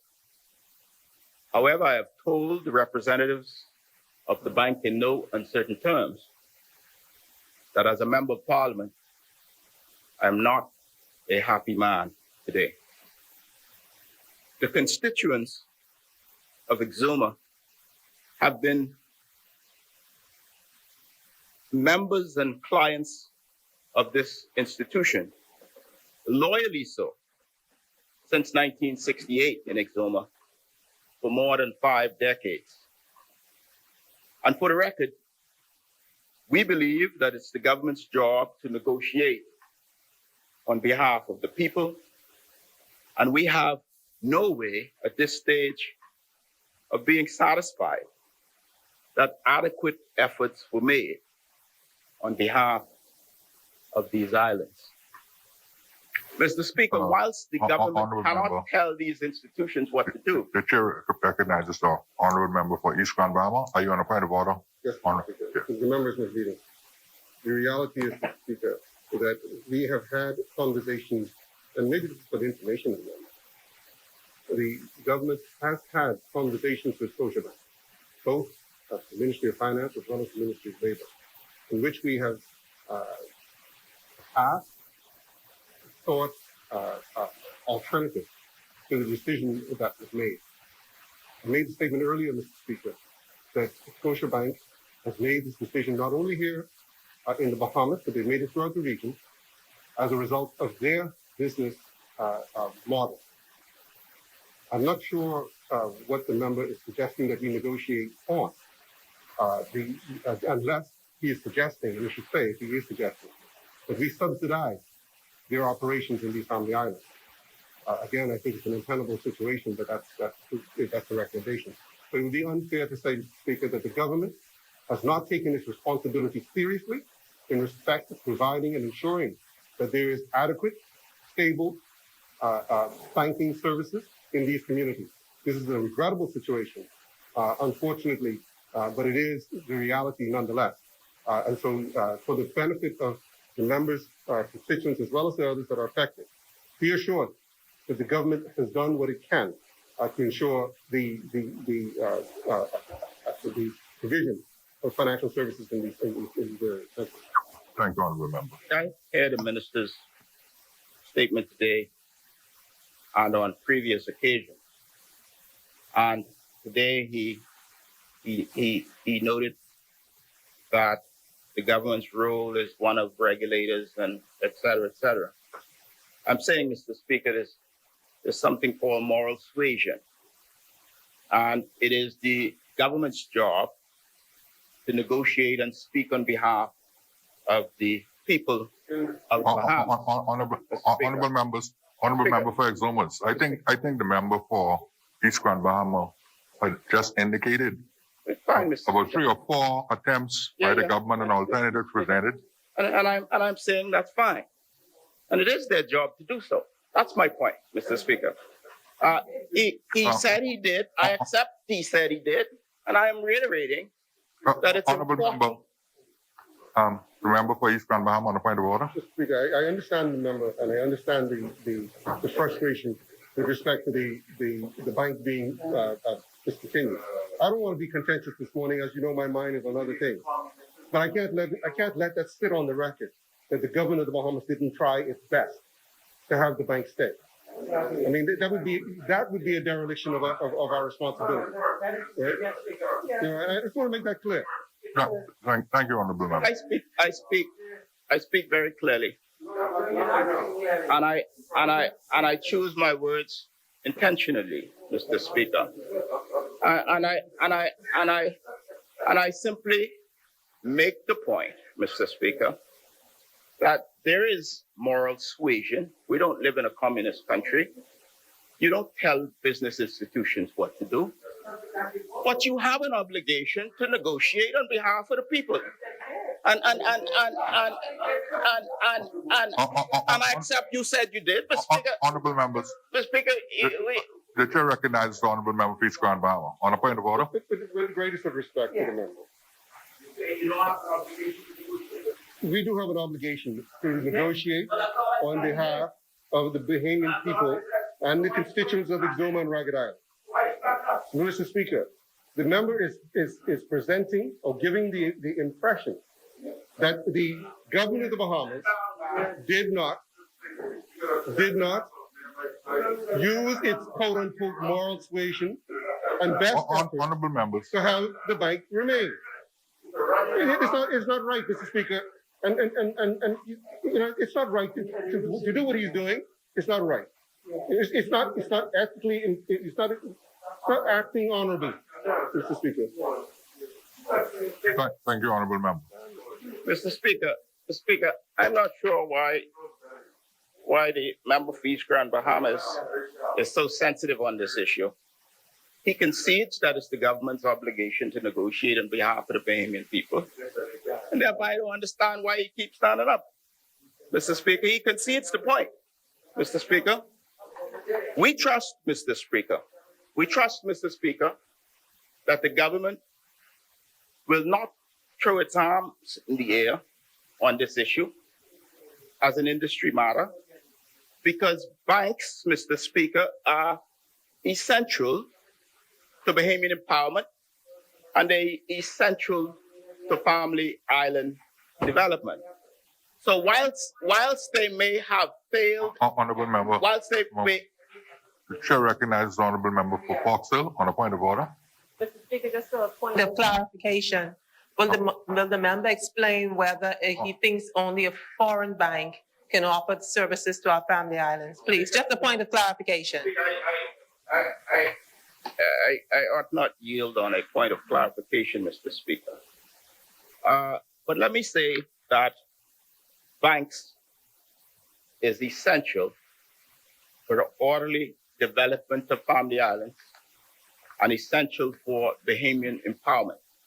And I don't believe that we will get any disagreement on that point. So that's the point we're making. The second point I wish to make, Mr. Speaker, is that we were advised yesterday, less than 24 hours, as to what we would discuss today. I've spoken to this issue before. The Digital Assets Bill in particular takes some digesting even for the financial savvy minds. But despite these things being on the agenda, as no doubt the leader of government business will point out, I do believe that it's courteous to give at least a week's notice as to what we intend to discuss in Parliament. It will make for greater engagement. It will make for better bills, Mr. Speaker. And there are some who would say, oh, it happened in the past. I care less what the previous administration would have done. We can do better. We can do better. And we must. So I make the simple point, Mr. Speaker. I make the simple point that it is Honorable members, courteous do- that you give honorable member, the members opposite. the chair recognizes the honorable member for Yamacro. On a point of order? Yes, misleading this house, Mr. Speaker. When my learned friend for Exhumed and Ragged Island first arose, he said he would not be long. And then he indicated that we were in agreement with these provisions. If, Mr. Speaker, as he says, we're in agreement, it means that we understand the significance and content of the bills. Why do we need to wait an extra week? We can just come and do it. But to get up and say, and it's been laid for some time, industry has done a commendable job. Just last week, you had the DPM and other persons with the Securities Commission discussing these bills. It went out, and I have the documents here to say when it went out to the public, his friends, he practices it, he knows it, like the back of his hand. And he's now coming to say, we're wasting time. Stop it. You know better. And you said you had somewhere to go. That the points of orders, Mr. Speaker, are not seeking to understand the issues at hand. Right? The issue at hand is that we believe it is courteous to give more than 24 hours notice as to what will be discussed, Mr. Speaker. And that is what is the decent thing to do. Mr. Speaker, Honorable members. Mr. Speaker, let me be clear that these are serious matters. There's serious matters on the table. Honorable member, the member for Bamboo Town on a point of order. Oh, is the member for Exuma and Ragged Island saying that all previous administration that gave sometimes less than 24-hour notice was acting indecent? Is that what he wants to put on the record? All the previous administrations who come to this place, when they gave notice that was less than 24 hours, they were acting indecent? Mr. Speaker, Mr. Speaker, I don't wish to trivialize this issue, Mr. Speaker. The point I'm making is, Mr. Speaker, I take my job here very seriously. I'm sure that many of us do. And I think it's good practice, Mr. Speaker, that members of this House be given a week's notice as to what we're going to debate. That's the simple point. And I don't understand what the disagreement is about, Mr. Speaker. Mr. Speaker, on the substance of these matters, Mr. Speaker, we want to thank and commend the Securities Commission for its thoroughness, its diligence, and its competence on these matters. Mr. Speaker, we do confirm wide industry consultation by the Securities Commission of the Bahamas. I thank them for their work and their active engagement with industries. I want to look at a few key areas of the Financial and Corporate Services Providers Bill, just to note some of the things that I find important.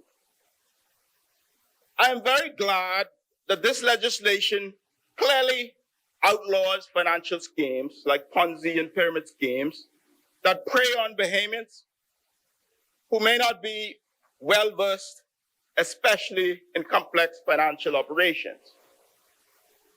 We need to protect our people against bad actors who claim that money may just fall from the sky. These bills will help to protect our people. Some Bahamians, some I know, have lost their life savings, and we need to protect them and prevent this from happening again. I would like, however, for the government to clarify whether these particular provisions covers ASUs, and maybe the minister can take it in the closing remarks. While I don't personally like the risk profile of ASUs, making them illegal if there is a provision that does, might see many Bahamians in violation of the law. As the violation carries a fine of up to $75,000 on first violation, and double the fine and possibly 4 years in prison on the second violation, we must be explicitly clear. ASUS is as much to the Bahamian culture as council, Mr. Speaker.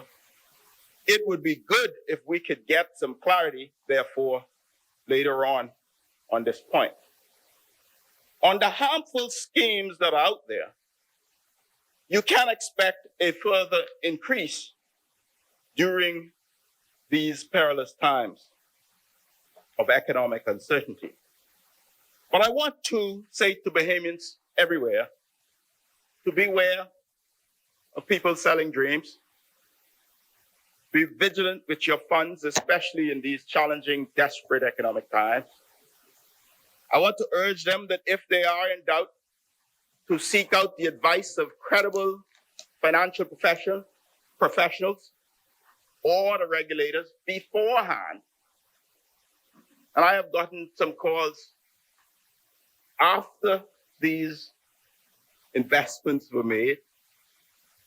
It's more difficult to give advice and to protect yourself or to get appropriate guidance after you would have made the investment. I encourage you to do so beforehand. Whilst we want to protect vulnerable people, we also want to make sure that people are better versed financially with savings and investing.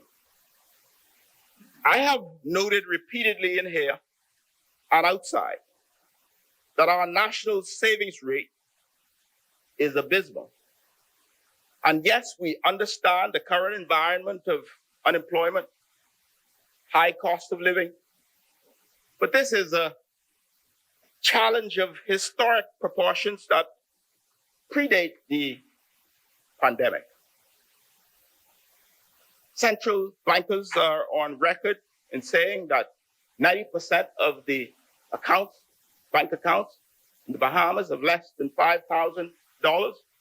I will go further in saying that the majority of accounts have less than $1,000.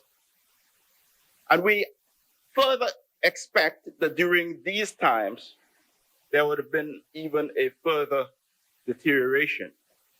As the economy crawls back towards some sense of normalcy, hopefully once the major resorts reopen, we should encourage Bahamians to put again something away for that rainy day. I call on the government to lead a national campaign with support of the banks, with support of insurance companies, support of financial services institutions, to encourage a national saving movement. Not only is this critical for families during emergencies, but it also fosters national development, financial discipline, and increases the possibilities for wealth creation by being able to take advantage of investments and other opportunities. But as I often point out, if this administration don't do it, the next Progressive Liberal Party administration after the next election will ensure that it's done. And we will also integrate financial literacy education in the school curriculum, beginning at the primary school level. There is also, Mr. Speaker, a concern about the low level of participation in pension plans in the country. And we know, Mr. Speaker, that less than 75% of Bahamians participate in pension schemes. So yes, we need pension reform in the public and private sector. And yes, there also needs to be easier access for companies to get their employees participating in pension schemes. Too many Bahamians work for a lifetime and find themselves struggling in retirement, unable to retire. The National Development Plan speaks to this, and it's again something that we plan to put in action. We also call on the government to consider harmonizing regulators of financial and corporate service providers.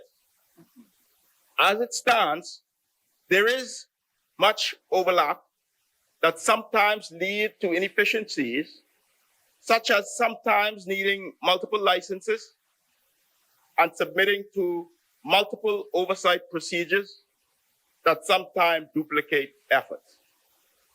And let me just say that I know a little bit of what I speak. In full disclosure, I don't think it's a secret, but a company that I have holdings are involved in the mobile wallet and the electronic bill payment sector.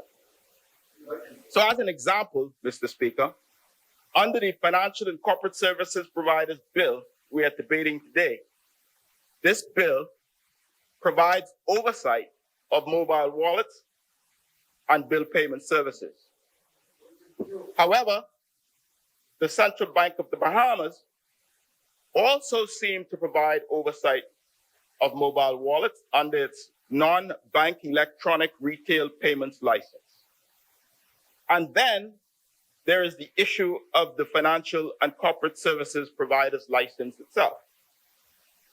It is unclear from reading this legislation whether a company only providing corporate services like company and corporations would require the full Financial and Corporate Services Providers license. Perhaps it would be possible to provide such separations under different classes of licenses, and maybe that is the intention, and I suppose this point can be clarified in the guidance notes and the regulations. However, this clarification is key as it will determine the level of oversight by the Securities Commission and the other regulators. I think the approach generally, though, is a good one, and it's aligned with the modern approach of risk-based regulations. Mr. Speaker, with regard to the digital assets and registered exchange bills, this bill also has our support. But as usual, I want to point out a few things. This bill is clearly about regulating who can provide platforms for digital currency, cryptocurrency trading, custodianship, and interchange with digital and other government-related backed currencies. I think it's a good step. It creates the framework for a progressive ecosystem.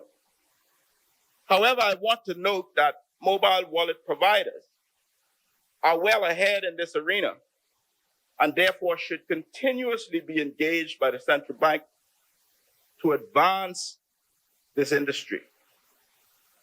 Mr. Speaker, when I look at the suspension, revocation, and cancellation clause, it seems a bit broad.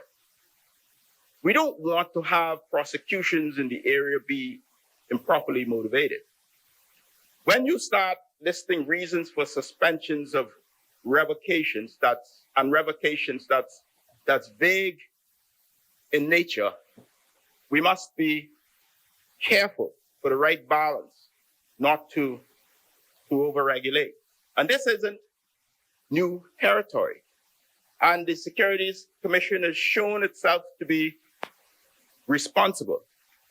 And we must ensure that we carefully navigate these issues so as to not precipitously put businesses out of business.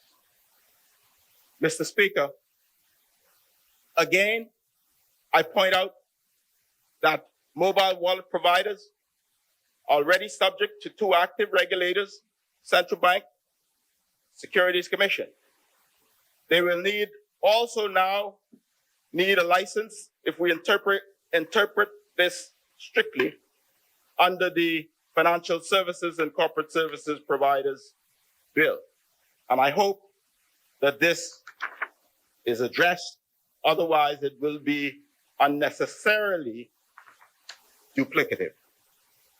Mr. Speaker, I also wonder how many different virtual currency tokens we anticipate will operate in our country, and do we consider whether they will be interoperable with the sand dollar and potentially used as legal tender? There is also the question as to whether there is an expectation that Bahamas-based digital tokens will be offered internationally or used internationally. What will we term and structure this industry as? What is the strategy to support this nascent industry? How will we democratize Bahamian participation in ownership, management, and operations of as many aspects as practical of the infrastructure that supports the entities and offerings in this embryonic industry? How do we commit to using this as a lever to reestablish Bahamian competitiveness and within 7 to 10 years, regional and international supremacy in insurance, trust, fund administration, fund management, and trade facilitation? How do we get that pivot? Have we thought this through as an ecosystem? How can we build it combined with fintech and regtech and souptech? I hope that there are many Bahamian entrepreneurs across our country looking to this industry to see how they might help to chart the course for the Bahamas. How can we build this from the ground up? Forecasting the opportunity for our economy in light of the changes in the world. How can we reimagine quickly the creation of competitive advantage in the space, no doubt like Estonia would have created by first building a digital platform and then potentially pivoting into blockchain? How do we address digital theft, cybersecurity, and other related financial crimes that could impact our market confidence and our reputation as a country? What type of environment do we want to create? What type of skills do we need? What type of talent do we want to attract? Are there Bahamians with expertise living abroad or here who can help to drive our efforts in this space? You see what I'm getting at. Where's the plan? I asked out a lot of this administration. Cayman Islands passed the Virtual Asset Service Providers Law 2020 that is eerily similar. We must not just pass laws without an enabling strategy to grow industry. Without a strategy, without some focus, a vision, the enabling framework, the laws would be dead on the vine. Do we have projections for what this industry will look like? What it will contribute in terms of gross domestic product? Mr. Speaker, blockchain technology has the opportunity to change the world. And we have not seen this type of potential since the innovation of the internet. I think the sand dollar itself is innovative. And it's progressive. And it's a good start. But we have to go further as an industry and as a country to develop the blockchain industry. And whilst the sand dollar is innovative, we must not rest on our laurels. I say again, we must look to see how we can build an industry around crypto and digital currencies as a pivot for financial services.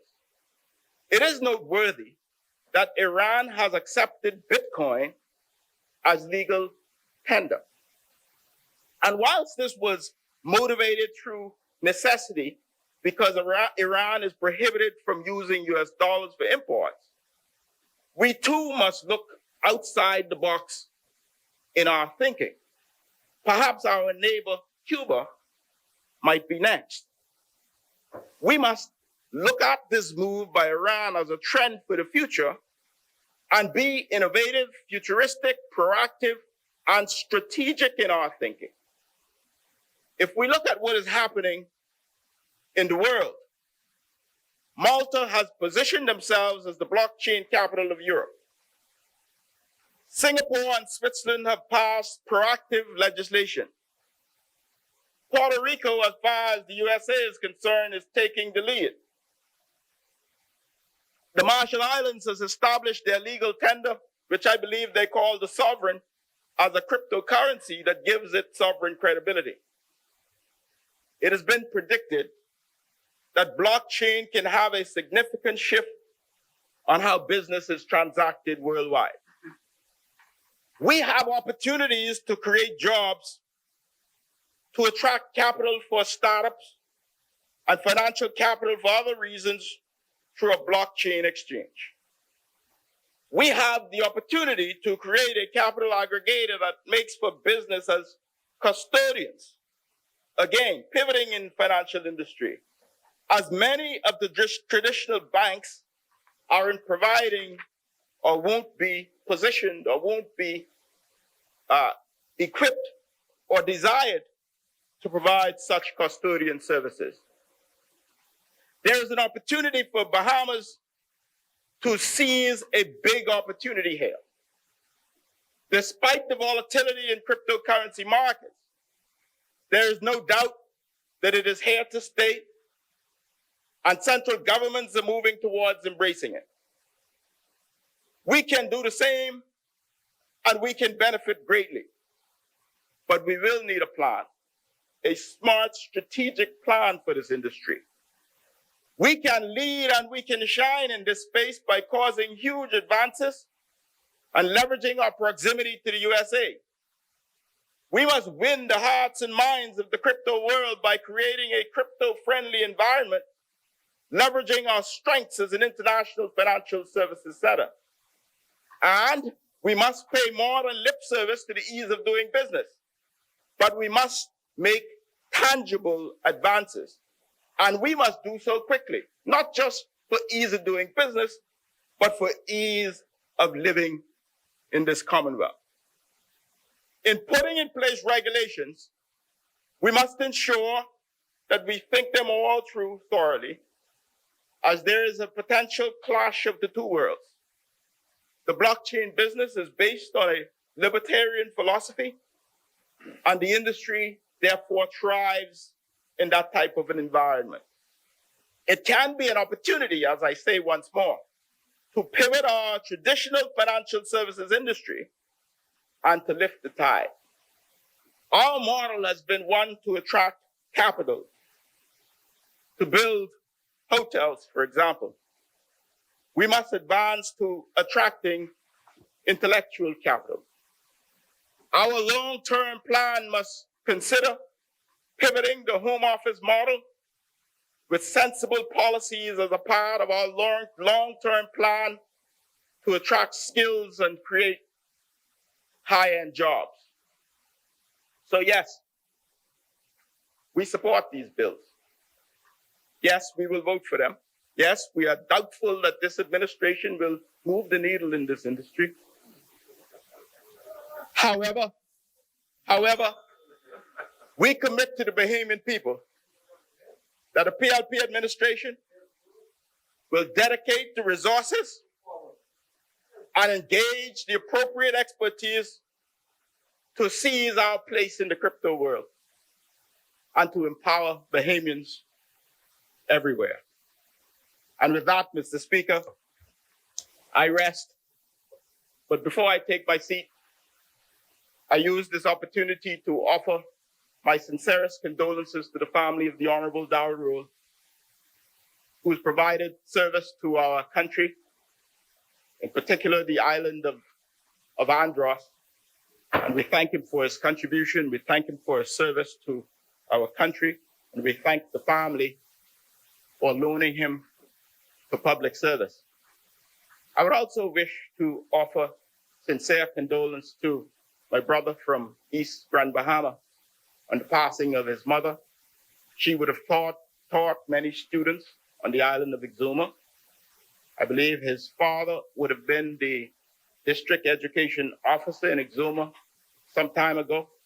And therefore, I say on behalf of all of the students of Exuma touched by Mrs. Turnquest and Mr. Turnquest, that we offer our condolence to the family.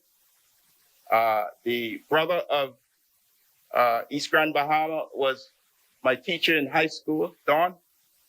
I also offer my condolence to him, again, on behalf of all of the students and people of Exuma. I noted in his earlier contribution, he talked about how she messaged him and tell him to stay calm. I want to apologize to her posthumously.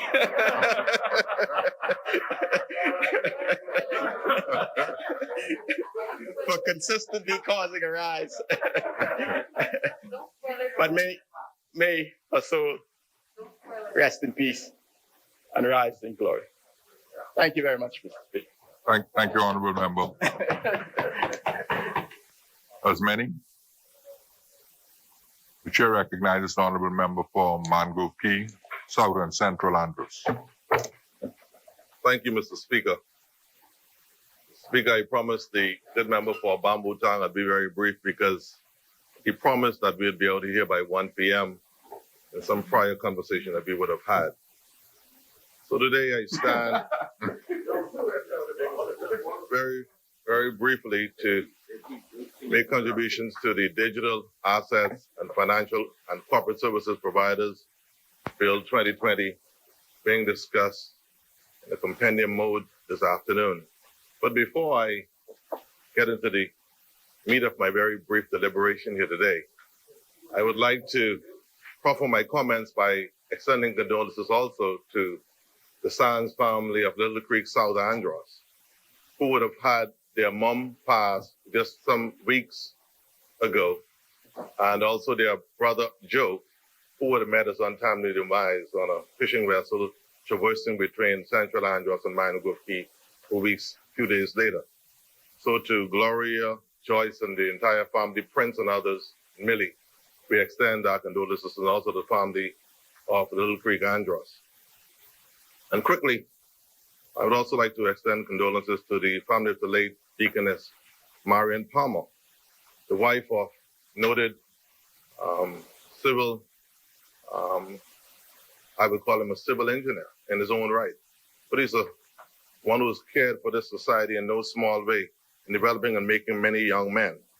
The Honorable Fernley Palmer, and she would be funeralized tomorrow morning at the Church of God Cathedral on East Street, Lily in the Valley Corner.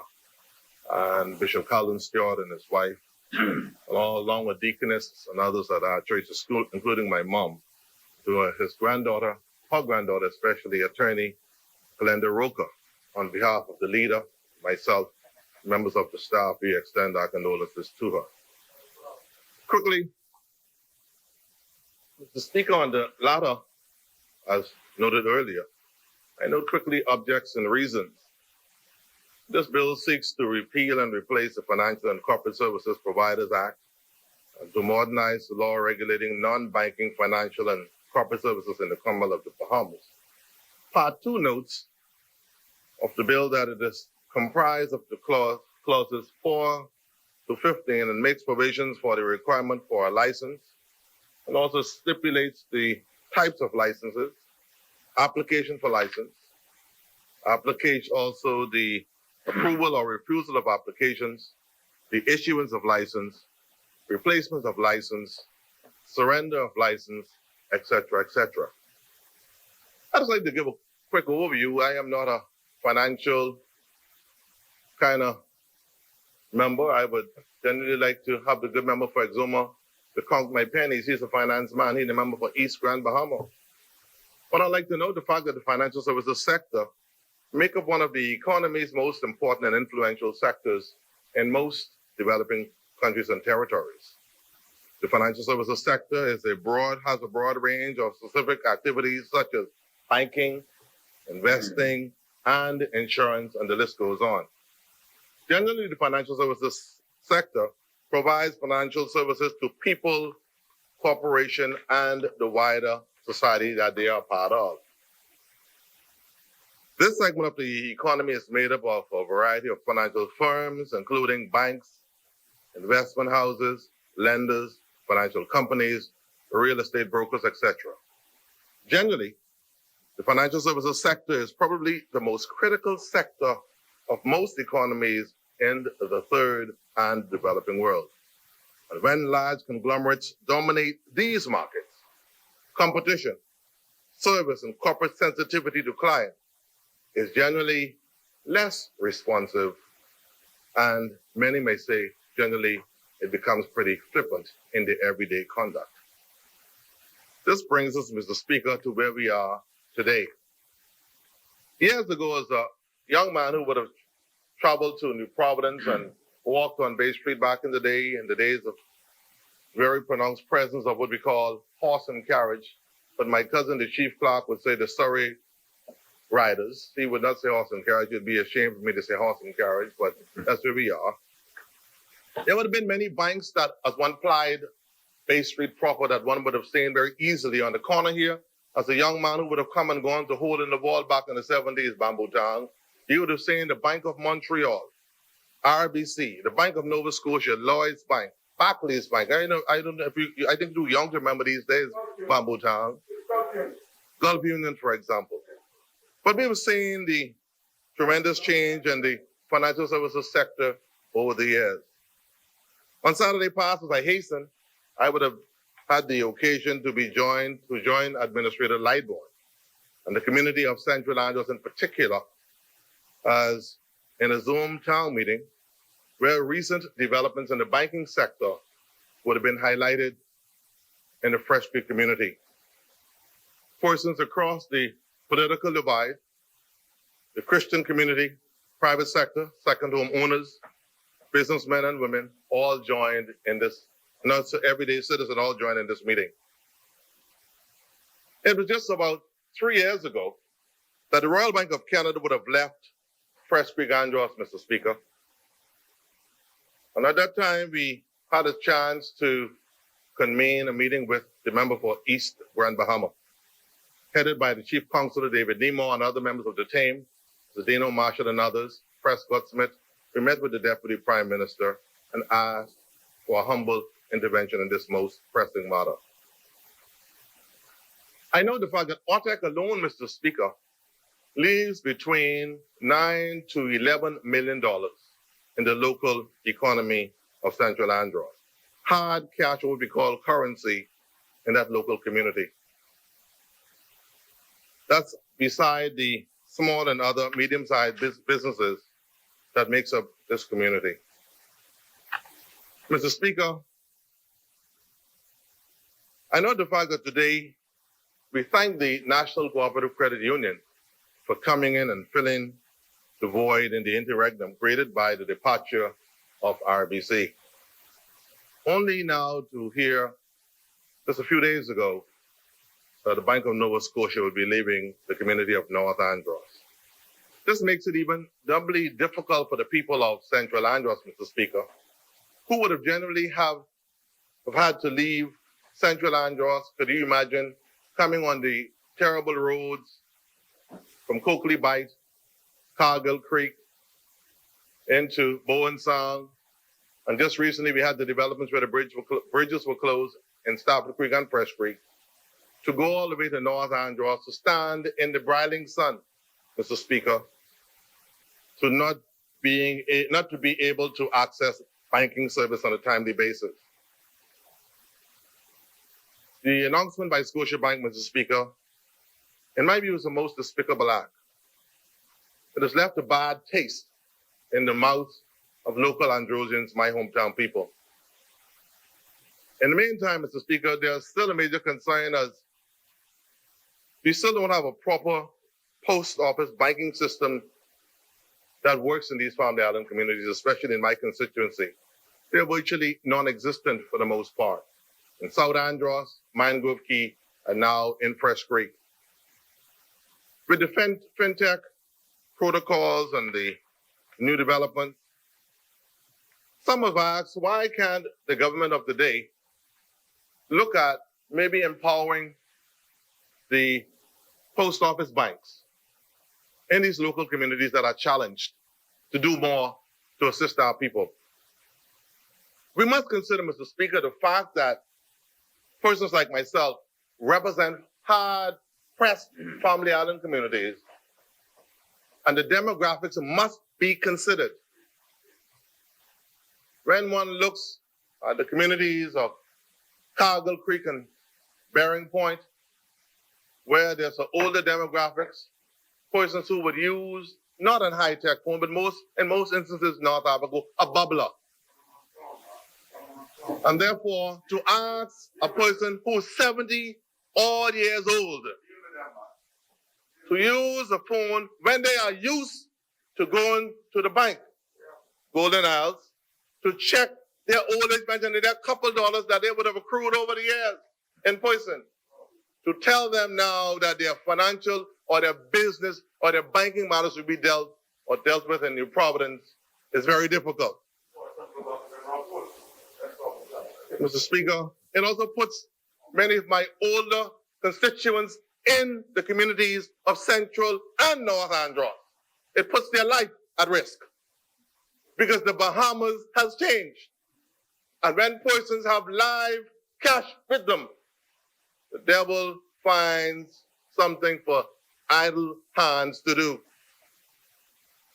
What makes this even more hurtful, Mr. Speaker, as I speak as a proud family island member of Parliament this afternoon, the banks did not even offer any training program or have any town meetings with our people to explain these developments.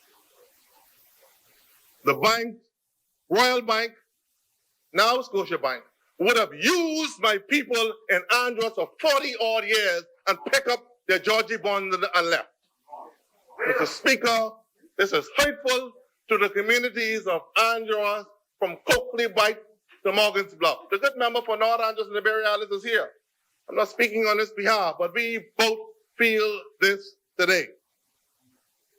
Mr. Speaker, I ask the member for East Grand Bahama, as the most eminent senior man in this place, to consider the fact that he must find a way to assist our people and hopefully have, I know he talked about subsidizing and everything else, but we borrowed over $3.7 billion in more recent years. Why we can't subsidize the Bank of the Bahamas coming into our community of Central Andros? My people would want to have some kind of banking presence in the communities of Central and North Andros. I know the fact that he would have said that some 90% of the business done online, but not so in the family islands, Mr. Speaker. You know, I must say before I take my seat, I stood in this same place, Mr. Speaker. I think I would have been in the back row many years ago when the issue of legalizing the number industry would have come before this honorable place. Mr. Speaker, at that time, I stood virtually alone against the tide of my party and did not support the legislation to legalize the number boys. I don't know how to brief for them. But Mr. Speaker, today, I've not gotten any assistance from Sabas, nothing from Flowers, but I'm saying this candidly. But I today, as I hold a brief for them, I must today support, if this thing doesn't turn around, that we must look at having the number boys legalized and maybe having a bank in some communities of Andros. Let me tell you quickly, Mr. Speaker, you must be able to relate to family island life. Many persons in the family islands are able to access their funding and to get basic financial relief through the number houses in these communities. I do not support people gambling or buying numbers, but they have a free will. God has given us all a free will and could make choices for ourselves. But I'm saying to you, Mr. Speaker, today, I think we must. If all of these banks are pulling out and our people are catching eternal hell, look at, for example, North Abaco, giving the number boys a bank in these family islands. They make life a little easier in Acklands and Crooked Island and Mayagwana. These banks are not going there. They're talking about loss and they can't get no subsidy. I am saying, Mr. Speaker, today, I wouldn't want at the end of the day Bishop Moses to call me today from the Jumbo Church and said what I did. But the reality is what I'm saying, it's real and it's practical, Mr. Speaker. You, like me, a real fellow who understands the challenges of family island life. I know the development of the sand dollar and other cryptocurrency developments from a cursory perspective when I listened to the member for the Exomas and Ragged Island. But, you know, with all these developments, once again, I asked the member for East Grand Bahama, members of the financial services sector, to maybe get into some real educational process with these so that as this development takes place, there won't be such a level of intransigence and all this trepidation about what we should do with the sand dollar backed by the Central Bank of the Bahamas. But there's still all this uncertainty that exists when one thinks about this whole development with the sand dollar. In America, for example, and also other developed territories, we were seeing agricultural banks, small environmental banks, maritime banks and others being developed and facilitated. So with the removal of the brick and mortar banking community out of the communities of Andros, we are very concerned. And I must say to the member for East Grand Bahama, we are grateful now that we are getting an ATM machine at the Bank of the Bahamas in South Andros after much discussion and begging and pleading in that regard. On behalf of our people, once again, I ask the government to please intervene to assist our people, to bring the Bank of the Bahamas to Fresh Creek or somewhere in between Fresh Central Andros and North Andros. We have the Bank of the Bahamas in Mangrove Key and South Andros. It's the people's bank. We are asking for our bank to come to our communities. I must reiterate, North Abaco, I'm asking for our bank, the Bank of the Bahamas, to come to our community. So, Mr. Speaker, today, as I take my seat, I must say today that I am glad to know that we would see further protection from Ponzi schemes because they are very present in our community.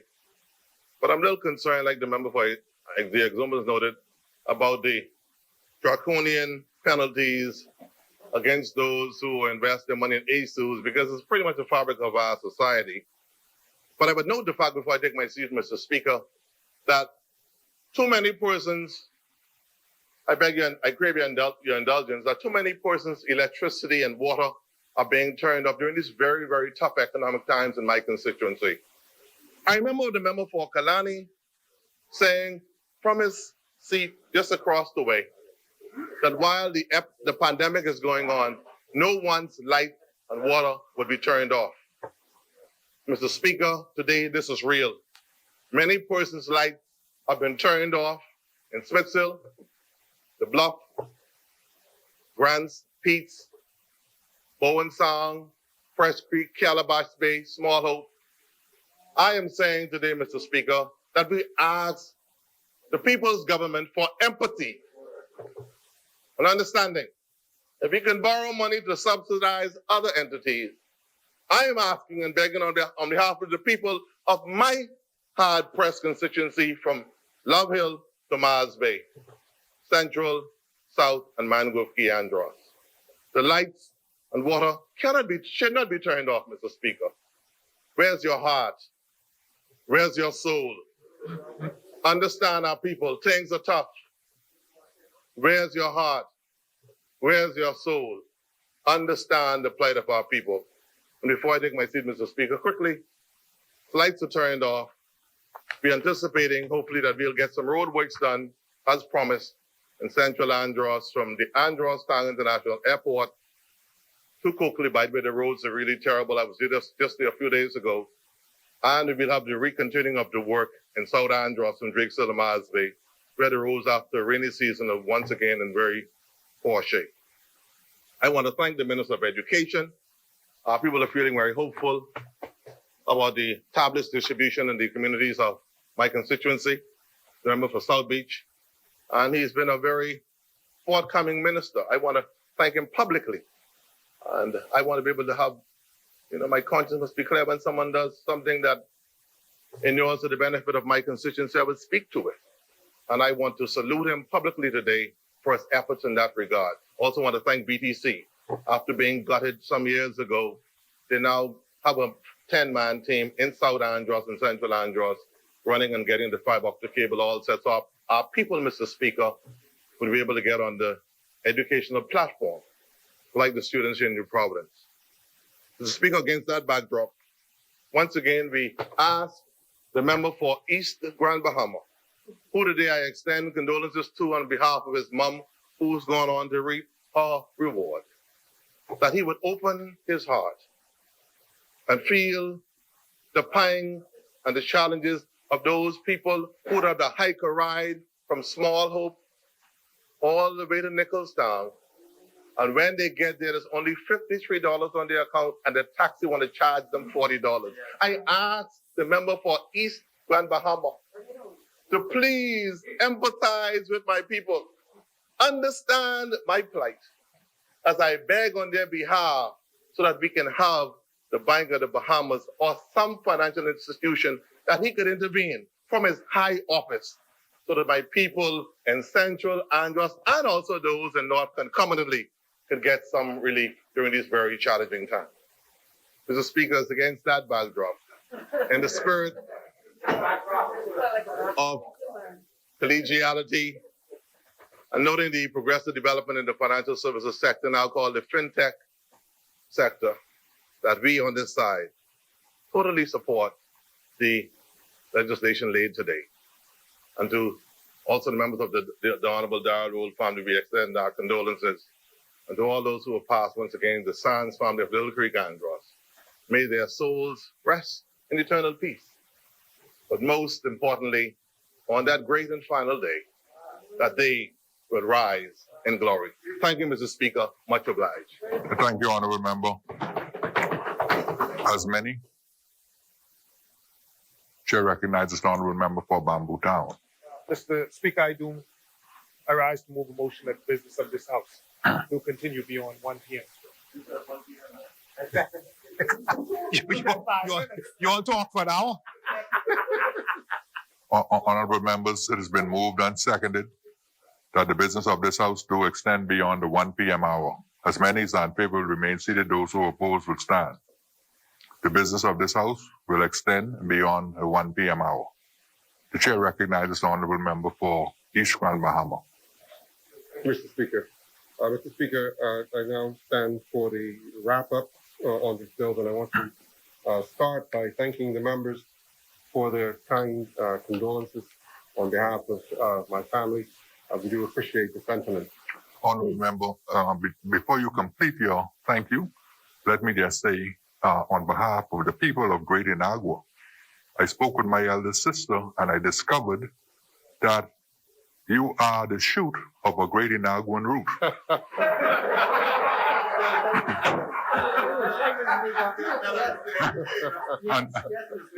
and my eldest sister, Kathleen Cartwright, indicated to me that your mom was not only a Great Inaguan, but she was from a distinct category of persons. She was one of those from the category of beauty and brains. and that she was a product of the Cunningham family of Great Inagua, who is also known to produce many who fall in that category. I was unfortunate to be taught by your mom. I understand that Mr. Tenquest came into Great Inagua and couldn't leave without her. So he took her, as many Long Islanders did who moved to Inagua. They took some of the beauty and the brains out of Great Inagua. So on behalf of the community of Great Inagua and the Moultrie family, I want to extend our deepest sympathy to you and wish you and your family God's peace during this time of bereavement. Thank you, Honorable Member. Thank you so much, Mr. Speaker. You're absolutely correct. I often tell the story that when the member from Maikal decides to commit, I may have to go down to Maikal. But certainly, thank you for that, Mr. Speaker. Mr. Speaker, just a couple of points that I wanted to touch. And the first one is in respect to the question about the ASUs and whether ASUs were included in the ambit of this digital asset bill. And I want to confirm for the member, the two members for Exuma and Ragged Island and South and Central Andros that raised the issue that ASUs are specifically not included. They are not contemplated in the ambit of this bill. We understand the traditional nature of that method of savings for the Bahamian community and the cultural aspects that are tied to it, and we certainly do not want to interfere with that.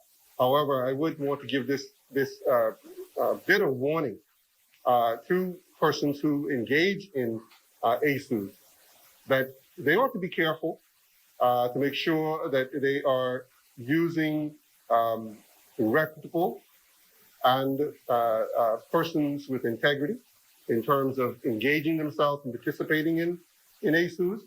We've seen too many families that fall apart as a result of ASUs and friendships that break down as a result of ASUs because they're not able to sustain the contributions. And I got my contribution, so I stopped paying and the whole thing falls apart and people start, you always make sure you get the first hand. But, we do understand the value of it because many people too, likewise, have been able to effectively use these ASUs, collective investments, to be able to make major purchases. And so we certainly don't want to discount them. But I just want to give the cautionary tale as the Minister of Finance, as a responsible person, that we make sure and advise our citizens to always be careful and to look with care as to who you get into these arrangements with. But again, they're not included in this particular bill. The member for Exuma spoke about the need for a plan and the opportunities that arises as a result of this bill, as well as the industry, the developments in the fintech space. I agree 100% with the member. This is an opportunity here for Bahamians now to use this legislation as a promotion tool, as an asset to go out into the world and to solicit business, as well as to create innovative products right here at home. That is the whole idea behind the introduction of this legislation. The members may be aware that the whole distributed ledger technology, blockchain, is a development that is happening in real time in our era. And we're seeing the development, advancements of that technology right before our very eyes. When we came into office, blockchain was sort of new, was just coming into its own. And that is when we took the deliberate decision then to start to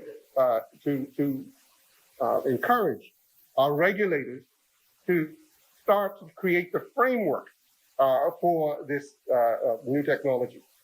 Because as I said earlier, we had persons coming to us at the time wanting to establish in the Bahamas. And because of all of the things that were going on from a regulatory point of view, both domestically and internationally, we wanted to make sure that we had the proper framework.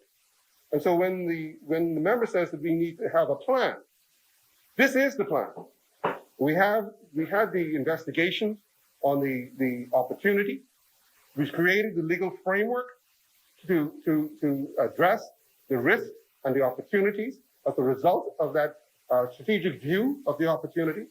And we now, having done the legislation and put in place the building blocks for the industry, we will now move into the promotion aspect of the business and the training aspect to make sure that we have the skills in place, that we have the infrastructure in place to now go into the world and promote this new entity, ensuring that we take along Bahamians, as I said earlier, with us. Because again, this is an opportunity here for Bahamians to possess this land in terms of taking control and being the experts in this fintech space. So the point that the member makes is valid, but I don't want him to think that we just, throw a piece of legislation together and say, God bless you. That's not the idea. This is a strategic plan. And we are looking towards the future, even as we look at today and what's happening in the global community with respect to the COVID-19 virus and what it's doing to every business, not just tourism, not just financial services, but every industry that you look at, even in retail. Fintech is a real and present development that is going to dictate the way that we live and the way we interact, we conduct our transactions in the future. And there's no point in us crying about that milk. There's no point in us lamenting that somebody's changing the way we did things and we like it the way it was. Because the world is not going to stop for us. And so we have to move forward. And so, that moves us into the next point about savings. The only point I wanted to make about savings, and the member of the Zoom mentioned that we need to improve our savings and lamenting that our savings rates are not as high as we would like them to be. He's right. The only thing that I would say about that is that prior to COVID-19, Bahamian savings rates were actually going up. The amount of monies that people had in the bank was actually going up, believe it or not. And that was a favorable trend. Unfortunately, everything is reversed, as we know, and people are going back the other way. We are, in fact, investing in education, financial literacy. Both the central bank as well as the Securities Commission put on an annual Investor Week, Financial Literacy Week, to try and highlight the importance of savings, the importance of good money management. And I invite Bahamians to take advantage of those opportunities because they are free. They are valuable resources that people ought to take advantage of. Likewise, the various financial services industry associations, the CFA, Chartered Financial Analysts, the Bahamas Institute of Chartered Accountants, all of these institutions and entities put on seminars throughout the year, trying to help Bahamians understand the opportunities, the risks, and how to manage money. Because one of the biggest problems we have in this country today, believe it or not, is that Bahamians do not understand money. People stress themselves out over money because they don't know how to manage it. Money is a tool. It ain't gonna make you happy. It can make you unhappy, but it ain't gonna make you happy. It is a tool, and you need to learn how to use that tool to your advantage. And so I want to encourage people to take advantage of these opportunities. Because for me, I can tell you, as a Minister of Finance, I would be so much happier if I have an educated citizenry that can challenge me on the management of the economy rather than trying to explain the ins and outs of money and how the economy works. I think it will advance our discussion. The member for example spoke about the prospects of a super regulator. That is having one regulator that controls or regulates all aspects of our financial services industry. This is something that's been tried before, and unfortunately has not worked. It has also been tried in international developed countries with like results, has not worked. Each of these financial services regulators have their own specific and unique remits, and not only domestic remit under domestic law, but they also have international obligations that are sometimes different. Sometimes they mesh and are complementary, and sometimes they're different. And you know, we go through. In fact, we're going through an issue right now with two regulators that have some aspect of responsibility for an institution, and yet they cannot come together as a one body because their remits and the obligations are different, and so we have to go on two tracks. So we haven't given up the dream of this super regulator. However, in the current environment, it is just not practical. Speaking of the DARE bill, the member for Exuma said something that caught my attention, and I just want to make this very clear.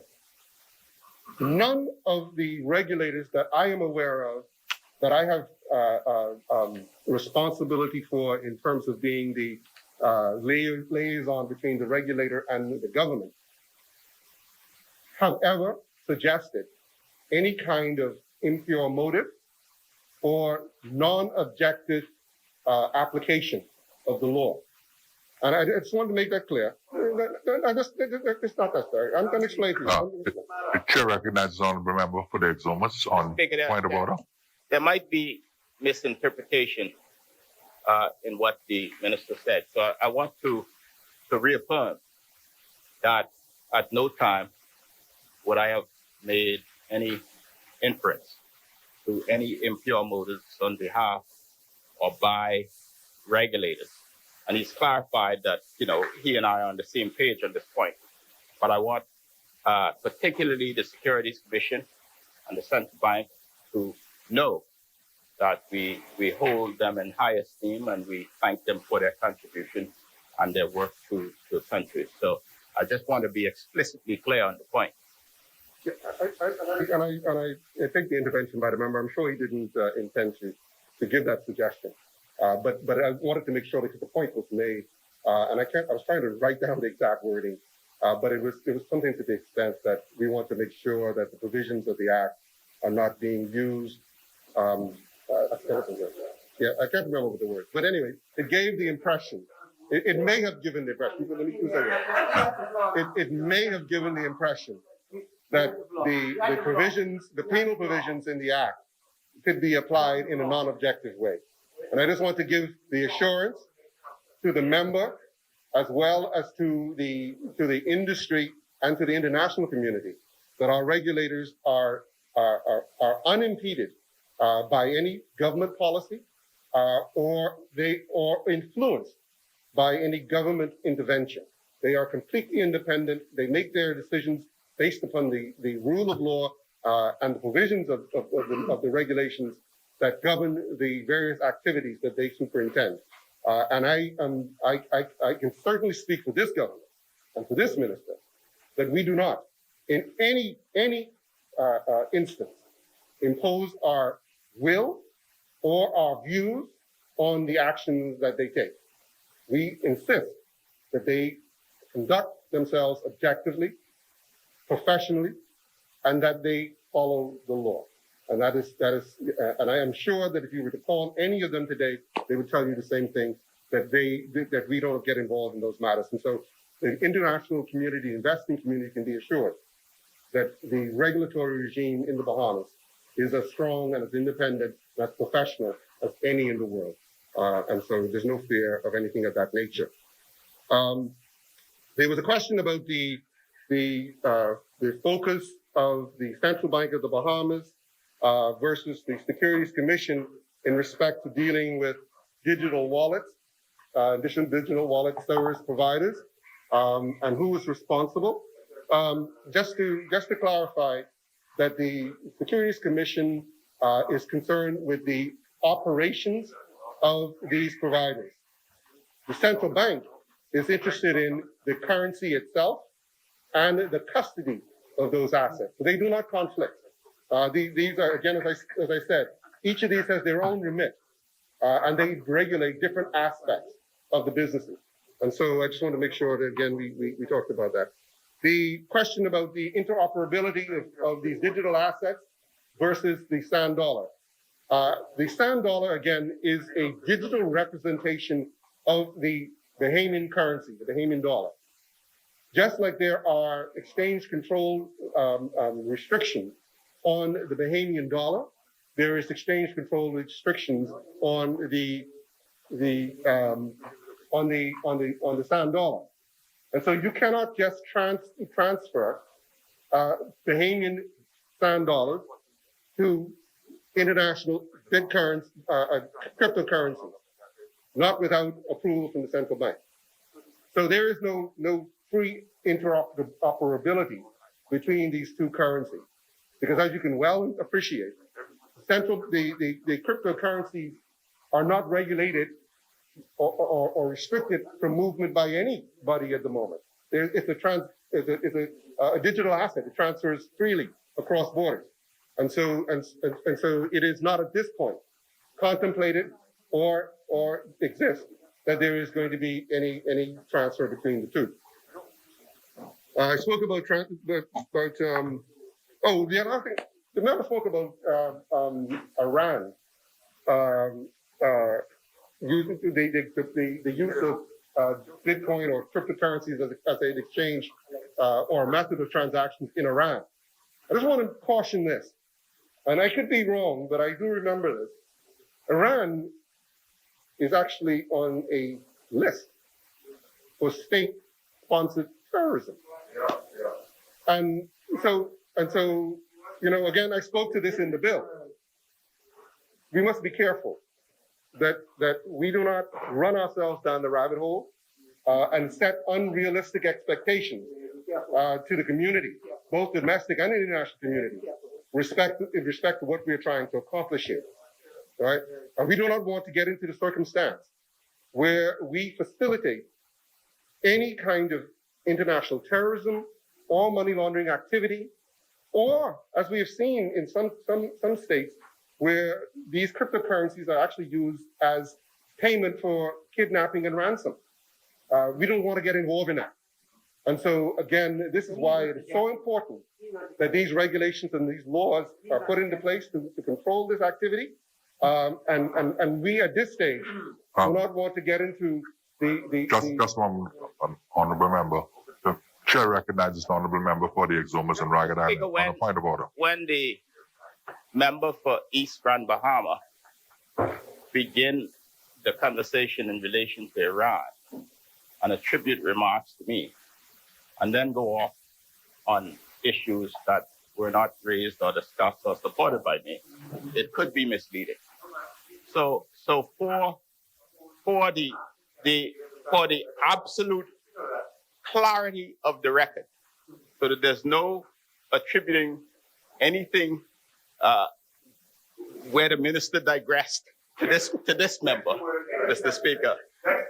Let's be very clear that the reference was to the fact that there is a country who has now accepted Bitcoin as legal tender, and they did so out of necessity, almost my point, exactly verbatim, okay? Our country is a well-regulated jurisdiction in financial services. This parliament has made numerous pieces of legislation fighting against all of the things that the member spoke of. And naturally, we as parliamentarians, the opposition included, has a zero tolerance for all of the untoward issues mentioned by the minister. In dollars, there are huge money laundering, racketeering, financing of terrorism, and the list go on and on and on. So there has to be appropriate controls. So lest we are not careful, I do not want the minister or anyone to misinterpret what the minister might be saying. But I simply wish to say there has to be controls, whether it's in dollars or euros or bitcoins. There has to be those level of regulations and controls. And I want to make sure that what he said is not misinterpreted.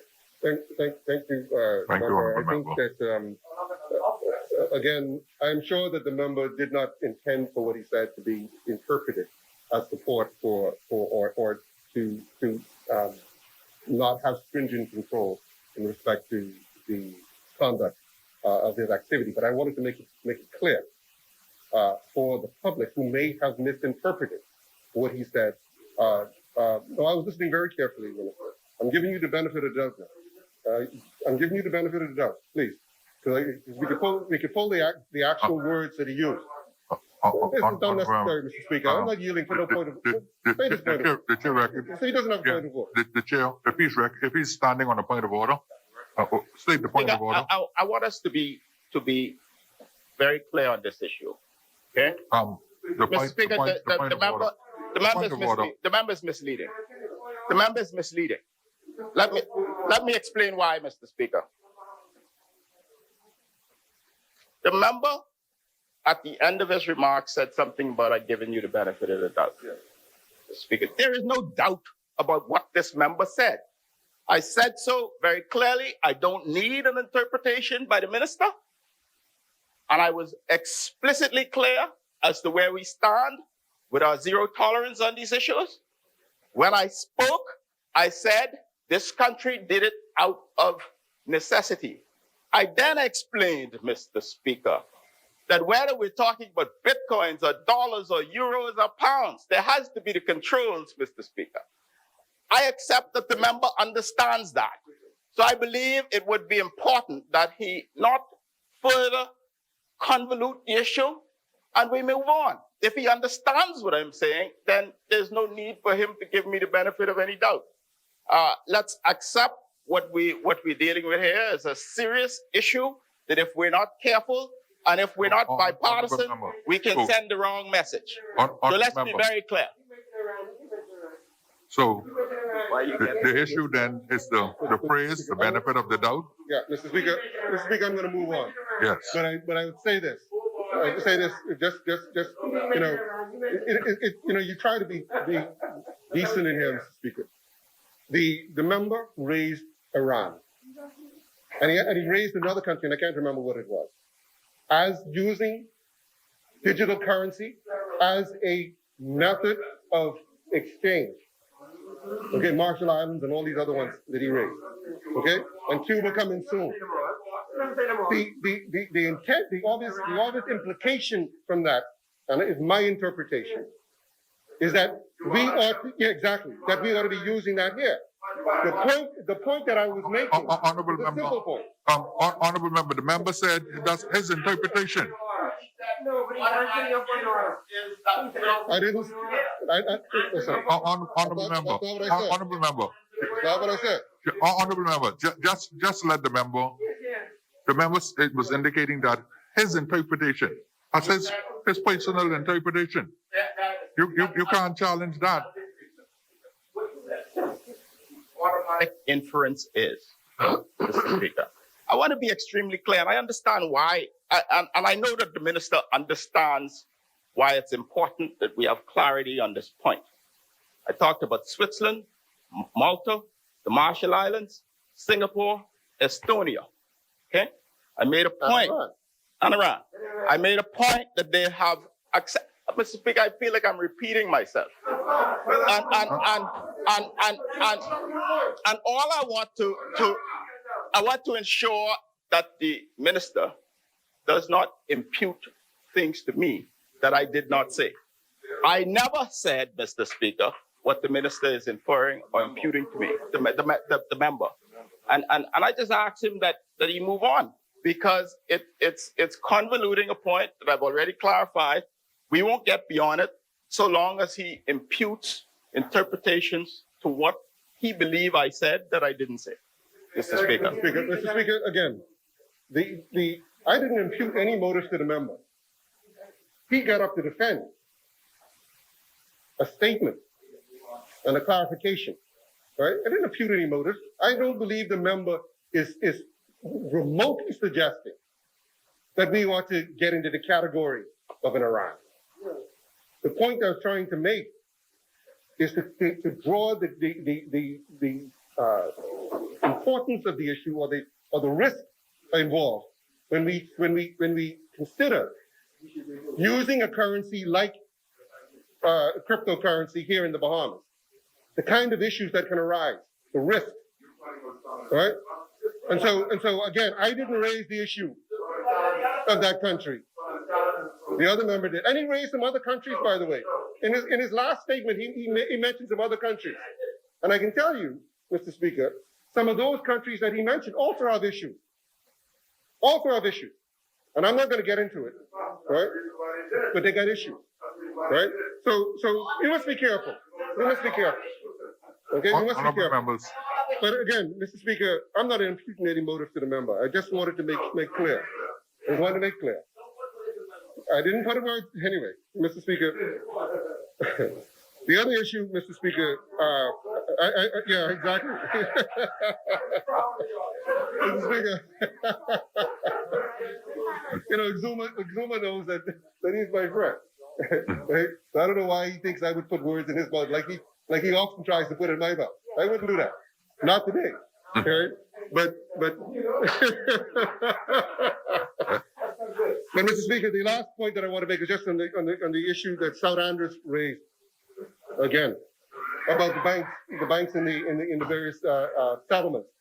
Mr. Speaker, just as a point of information, banks do not exist to take people's deposits, to hold your money.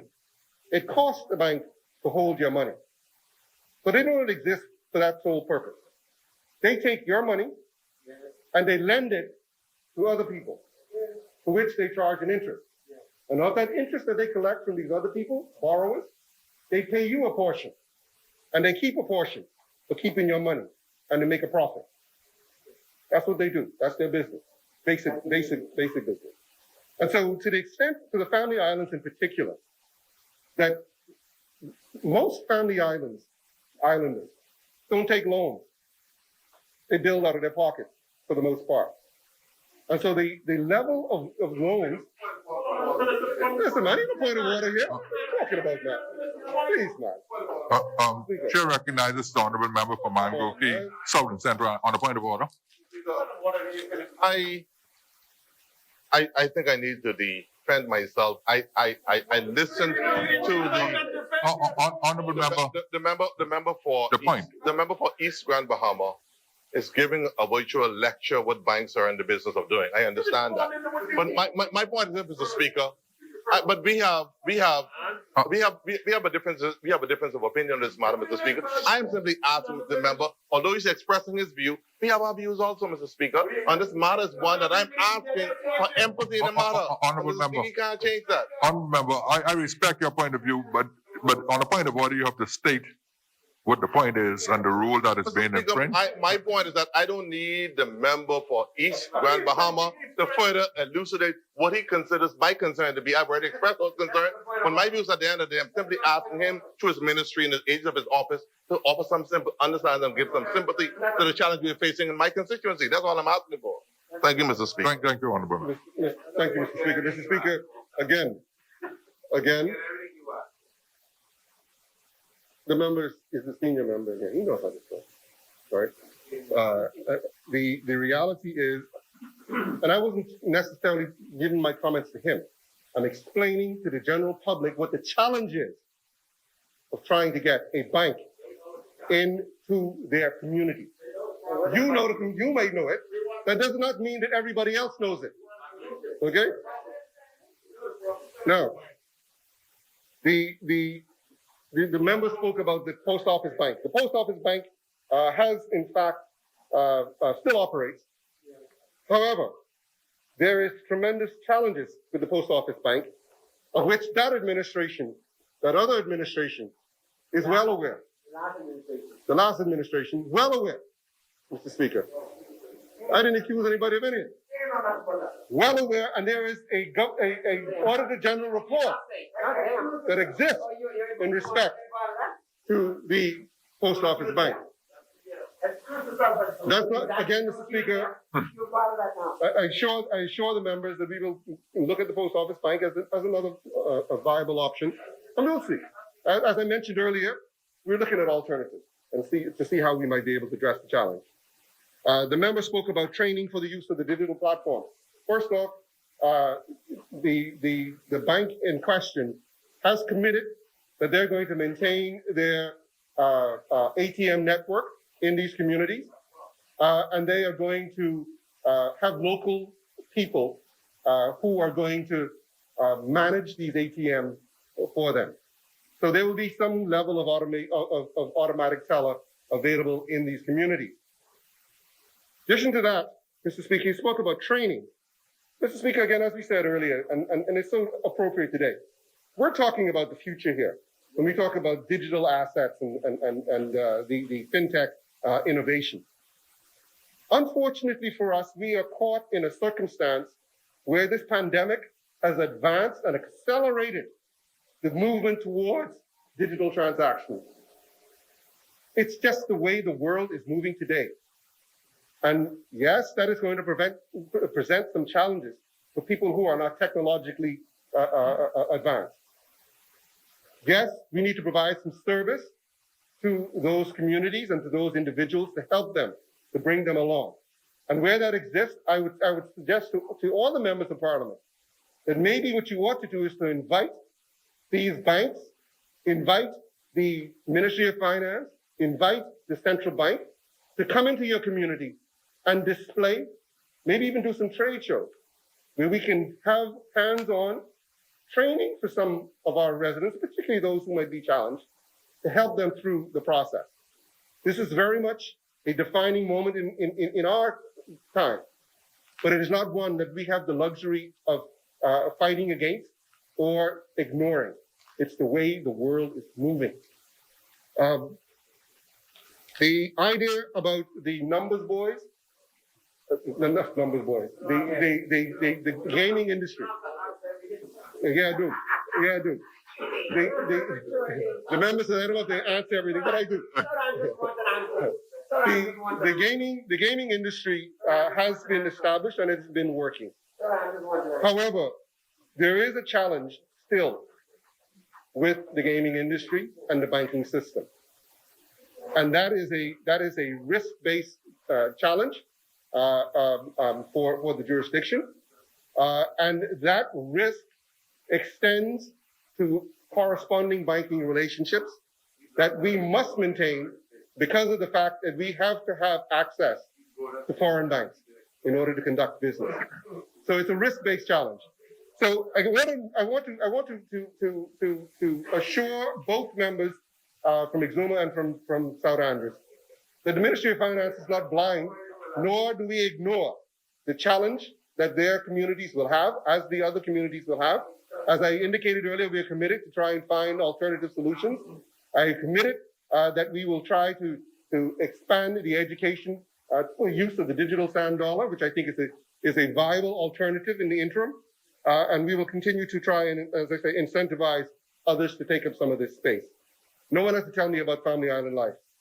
I grew up in a family island, so I know what the challenges are.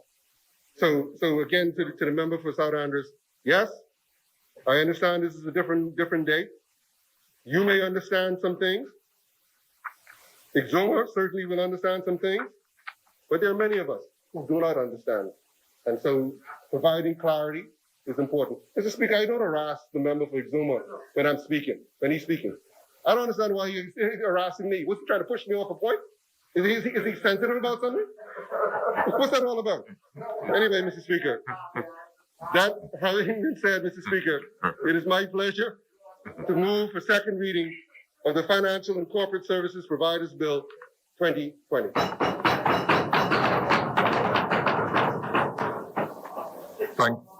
Thank you, Honourable Member. Honourable Members, it has been moved and seconded that the following bill be read for a second time and committed. A bill for an act to repeal and replace the Financial and Corporate Service Providers Act to modernize the law regulating the non-bank financial and corporate services in the Bahamas and for connected purposes. As many as are in favor will remain seated. Those who oppose will stand. Order that the bill be read for a second time. A bill for an act to repeal and replace Financial and Corporate Services Providers Act to modernize the law regulating non-bank financial and corporate services in the Bahamas and for connected purposes. For the second reading and committal of bills. Speaker, I move for second reading and committal of the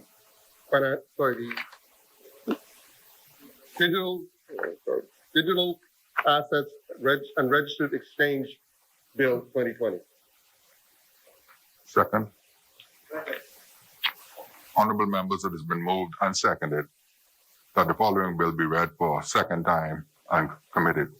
A bill for an act to regulate the issuance, sale, and trade of digital assets in or from within the Bahamas. As many as are in favor will remain seated. Those who oppose will stand. Order that the bill be read for a second time. A bill for an act to regulate the issuance, sale, and the trade of digital assets in or from within the Bahamas. Further, second reading and committal of bills. Mr. Speaker, there are no further second readings. Mr. Speaker, I do move that the House resolves itself into a committee of the whole with the Deputy Speaker in the chair. Honorable members, it has been moved and seconded that the House now resolve itself into a committee of the whole House with the Deputy Speaker and Chairman of the Committee of the whole House in the chair. As many as are in favor will remain seated. Those who oppose will stand. The House will now dissolve itself into a committee of the whole House with the Deputy Speaker and Chairman of the Committee of the whole House in the chair.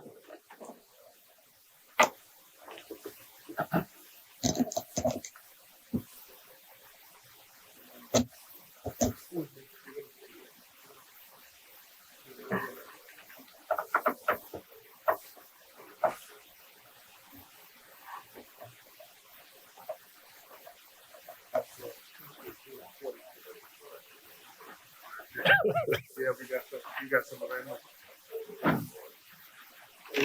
Committee of the Whole. Chair recognizes the member.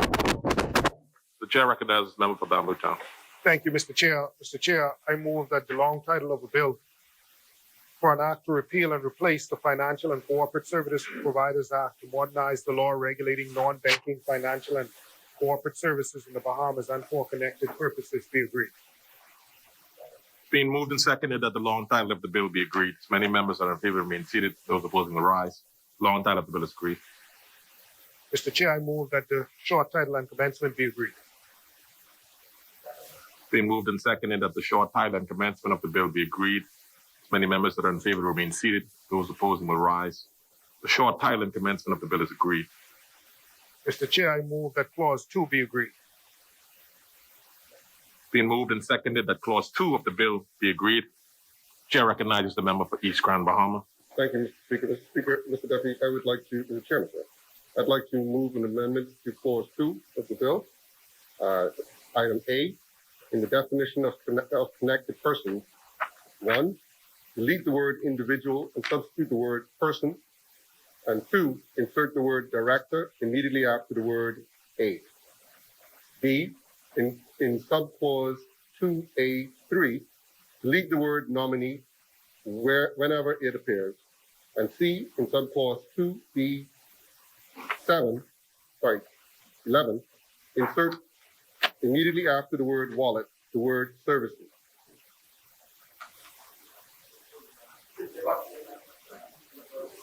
Yes, Red. Sorry. Second. It's being moved and seconded that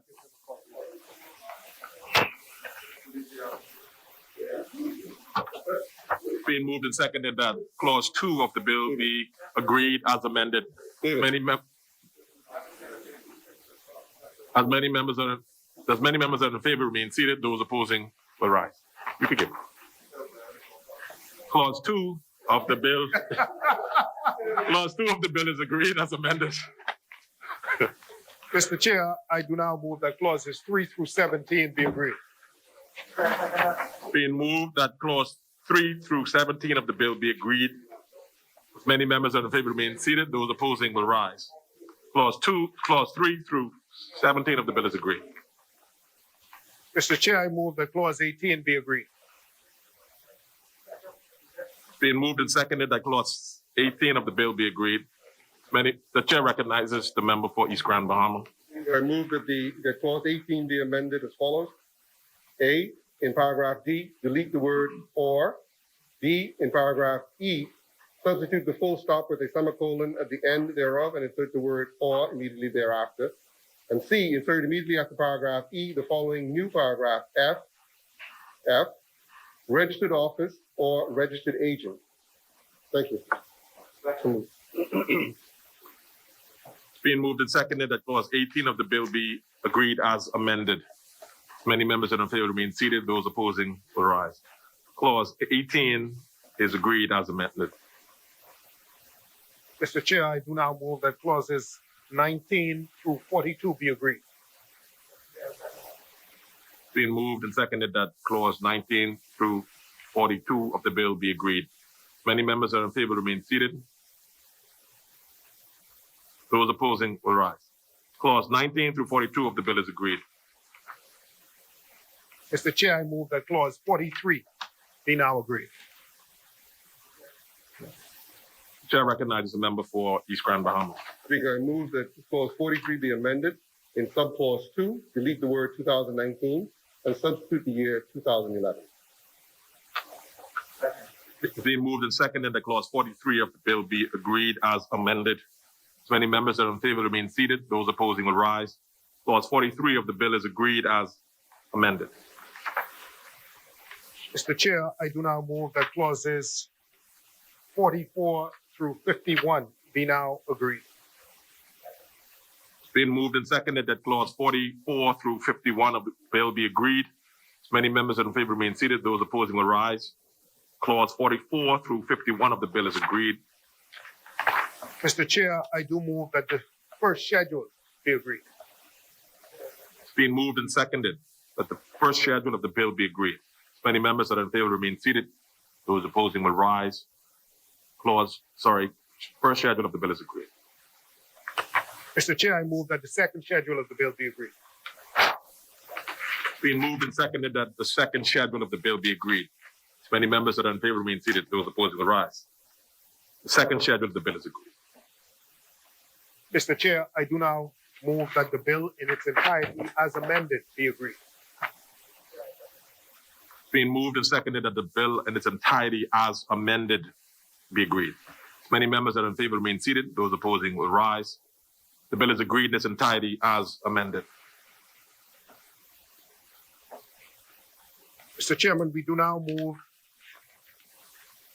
that a bill for an act to regulate the issuance, sale, and trade of digital assets in or from within the Bahamas, that the long title be agreed. Being moved and seconded that the long title of the bill be agreed. As many members that are in favor remain seated. Those opposing will rise. The long title of the bill is agreed. Mr. Chair, I do move that the short title and commencement be agreed. Being moved and seconded that the short title and commencement of the bill be agreed. As many members that are in favor remain seated. Those opposing will rise. The short title and the commencement of the bill is agreed. Mr. Chair, I move that clauses 2 through 54 be agreed. Members, is being moved and seconded that clause 2 through 54, the bill be agreed. As many members that are in favor remain seated. Those opposing will rise. Clause 2 through 54 of the bill is agreed. Mr. Chair, I move that the first schedule of the bill be agreed. Being moved and seconded that the first schedule of the bill be agreed. As many members in favor remain seated. Those opposing will rise. First schedule of the bill is agreed. Mr. Chair, I move that the second schedule of the bill be agreed. It's been moved and seconded that the second schedule of the bill be agreed. As many members that are in favor remain seated. Those opposing will rise. Second schedule of the bill is agreed. Mr. Chair, I do now move that the third schedule of the bill be agreed. It's been moved and seconded that the third schedule of the bill be agreed. As many members that are in favor remain seated. The chair recognizes the member for East Grand Bahama. Thank you, Mr. Speaker. Mr. Chairman, I'd like to move the following amendment. To delete the third schedule and substitute the following. Third schedule, section 49, fee schedule A, fees for persons registered under Part 3, digital asset business. Category of registration, fee type, the application fee, the registration fee, the annual renewal fee. For digital token exchange, 5,000, the application fee, 15,000 for the registration fee, and the annual fee of $15,000. B, all other digital asset businesses. Application fee, 3,000, no registration fee, and a $10,000 annual fee. Item B, table of fees for registration of natural person. A, Chief Executive Officer, $350 with an annual fee of $500. And B, Compliance Officer, an application fee of $350 and an annual fee of $500. Item C, filing fees for persons registered under Part 4, initial token offering. A, filing of an offering memorandum application fee, $6,000. B, filing of interim financial statements, no fee, is filed within the prescribed time period. And C, filing of audited financial statements, no fee, is filed within the prescribed time period. Item D, administrative fees. A, appointment or changes in directors, $400. B, approval of issue, transfer, disposal, or recategorization of digital assets, $400. C, audit confirmation letters, $300. D, replacement certificates, $300. E, name change, $300. F, extension to file interim statements for a 3-month period for a maximum of 2 extension requests, $150. G, extension to file audited financial statements for a 3-month period for a maximum of 2 extension requests, $700. And H, surrender of registration certificate, $300. Thank you, Mr. Speaker. So, It's been moved and seconded that the third schedule of the bill be agreed as amended. Many members that are in favor remain seated. Those opposed will rise. Third schedule of the bill is agreed as amended. Mr. Chair, I move that the fourth schedule of the bill be agreed. It's been moved and seconded that the fourth schedule of the bill be agreed. As many members that are in favor remain seated. Those opposing will rise. The fourth schedule of the bill is agreed. Mr. Chair, I do now move that the fifth schedule of the bill be agreed. It's been moved and seconded that the fifth schedule of the bill be agreed. Many members that are in favor remain seated. Those opposed will rise. The fifth schedule of the bill is agreed. Mr. Chairman, I do now move that the bill in its entirety as amended be agreed. It's been moved and seconded that the bill in its entirety be agreed as amended. As many members that are in favor remain seated, those opposing will rise. The bill is agreed in its entirety as amended. Mr. Chairman, I do now move that the Speaker takes the chair. It's been moved and seconded that the Speaker now do take the chair. Many members that are in favor remain seated. Those opposing will rise. The Speaker will now take the chair.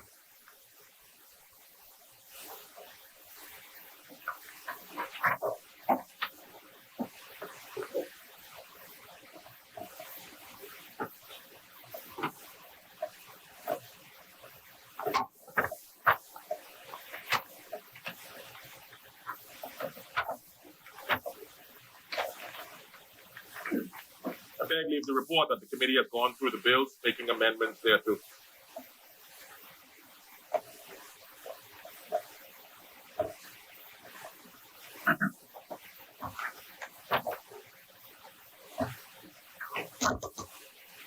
Honorable members, the Deputy Speaker and Chairman of Committee of the Whole House has reported that the Committee of the Whole House has gone through both bills, having made amendments thereto.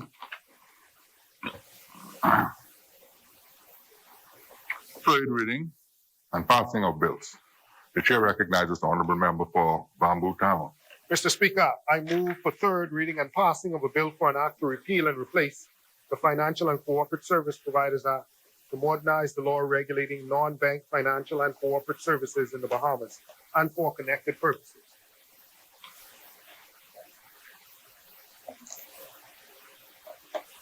Honorable members, it has been moved and seconded that the following bill be read for a third time and pass. A bill for an act to repeal and replace the Financial and Corporate Services Providers Act to modernize the law regulating non-bank financial and corporate services in the Bahamas and for connected purposes. As many as are in favor will remain seated. Those who oppose will stand. Order that the bill be read for a third time. A bill for an act to repeal and replace the Financial and Corporate Service Providers Act to modernize the law regulating non-banking financial and corporate services in the Bahamas and for connected purposes.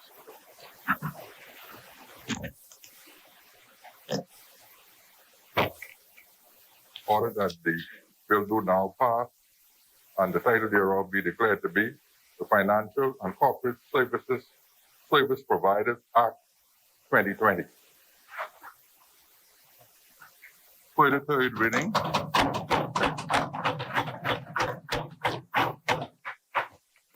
reading, and passing of bills, the chair recognizes the honorable member for Bamboo Town. Mr. Speaker, I move for third reading and passing of a bill for an act to regulate the issuance, sale, and trade of digital assets in or from within the Bahamas.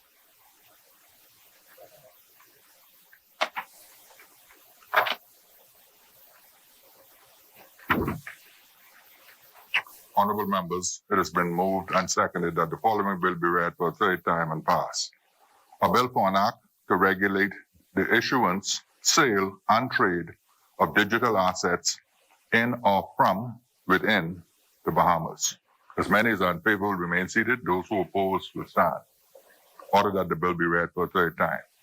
A bill for an act to regulate the issuance, sale, and trade of digital assets in or from within the Bahamas. Order that the bill do now pass and the title thereof be declared to be Digital Assets and Registered Exchanges Act 2020.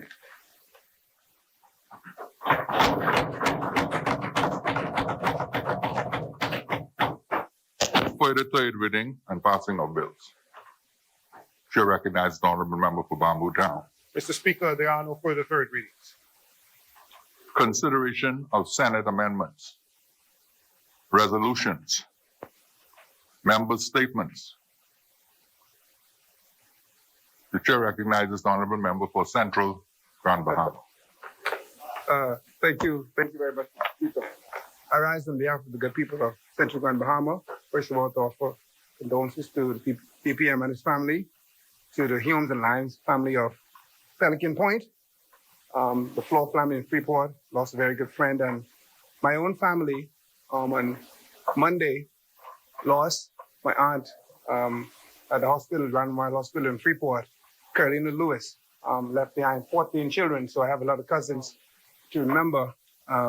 So may her soul rest in peace. And DPM, that's one of your good constituents from Waterkey, the oldest living resident on the island at the time. I certainly will. And on a good note, and joining in with a good member from Yamacraw, I want to recognize my mother, who will be celebrating her 87th birthday tomorrow. So I would like you all to.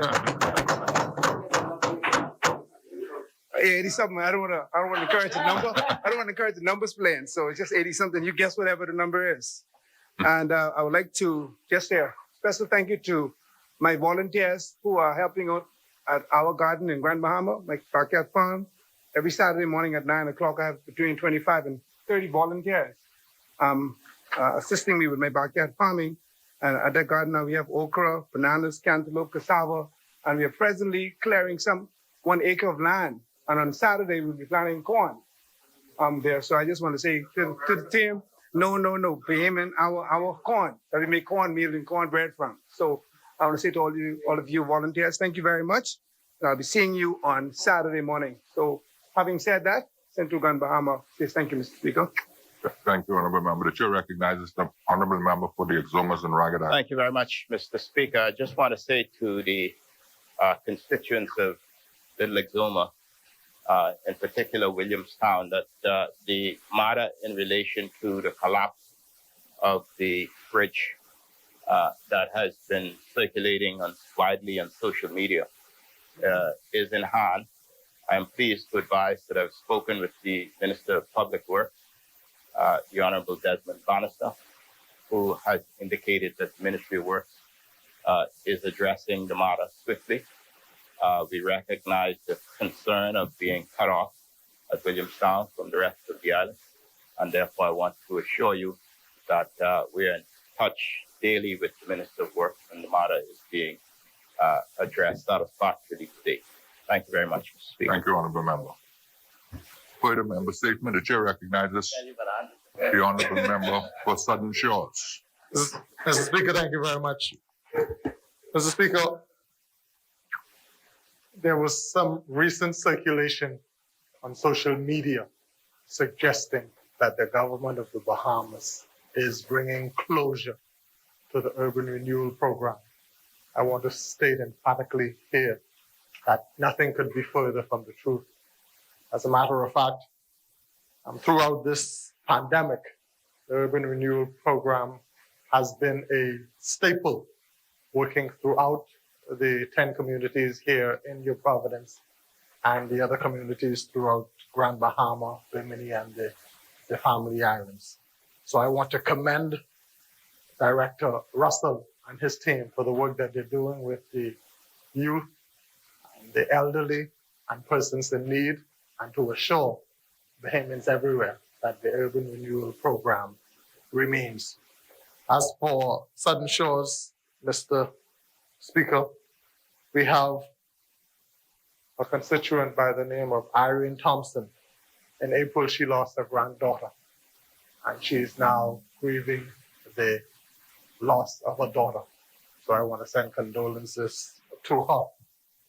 We have a flag carrier, banner bearer, Toriano Johnson, professional boxer.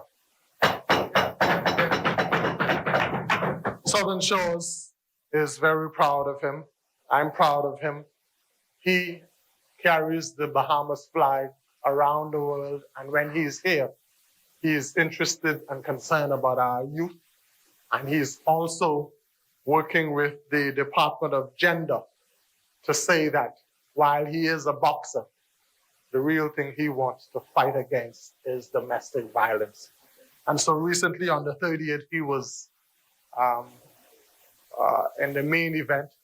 Unfortunately, he got a cut on the lip in the 6th round, and he lost the fight by TKO. But I'm pleased to say that he was leading on the scorecard up to that point. And I just want Toriano to know that he'll always be our champ in Southern Shores. I join my colleagues in giving condolences to our deputy leader, the good member for East End Grand Bahama, and colleagues opposite in giving condolences to former member in this place, Darrell E. Rose. May their souls rest in peace. Thank you, Honorable Member. Appointment of select committees. Instructions to select committees. Discharge of select committees. Notices for future meetings. Chair recognizes Honorable Member for Mangrove Key, South and Central Andros. We would just like to notify members of this honorable place that all notices standing in the name of the opposition remain. Thank you, Mr. Speaker. Thank you, Honorable Member. Chair recognizes Honorable Member for Bamboo Town. Mr. Speaker, I rise and renew all matters in the name of the government. And Mr. Speaker, I do now move that and serve notice that the House will adjourn until 10 a.m. Wednesday, the 18th of November, 2020. Honorable members, it has been moved and seconded that the House adjourns to 10 a.m. Wednesday, the 18th of November, 2020. As many as are in favor will remain seated. Those who oppose will stand. Final adjournment. Chair recognizes the Honorable Member for Bamboo Town. Mr. Speaker, I do now move that the House adjourns until 10 a.m. Wednesday, the 18th of November, 2020. Honorable members, it has been moved and seconded that the House adjourns to Wednesday at 10 a.m., the 18th of November, 2020. As many as are in favor will remain seated. Those who oppose would stand. The House stands adjourned to Wednesday at 10 a.m., the 18th of November, 2020.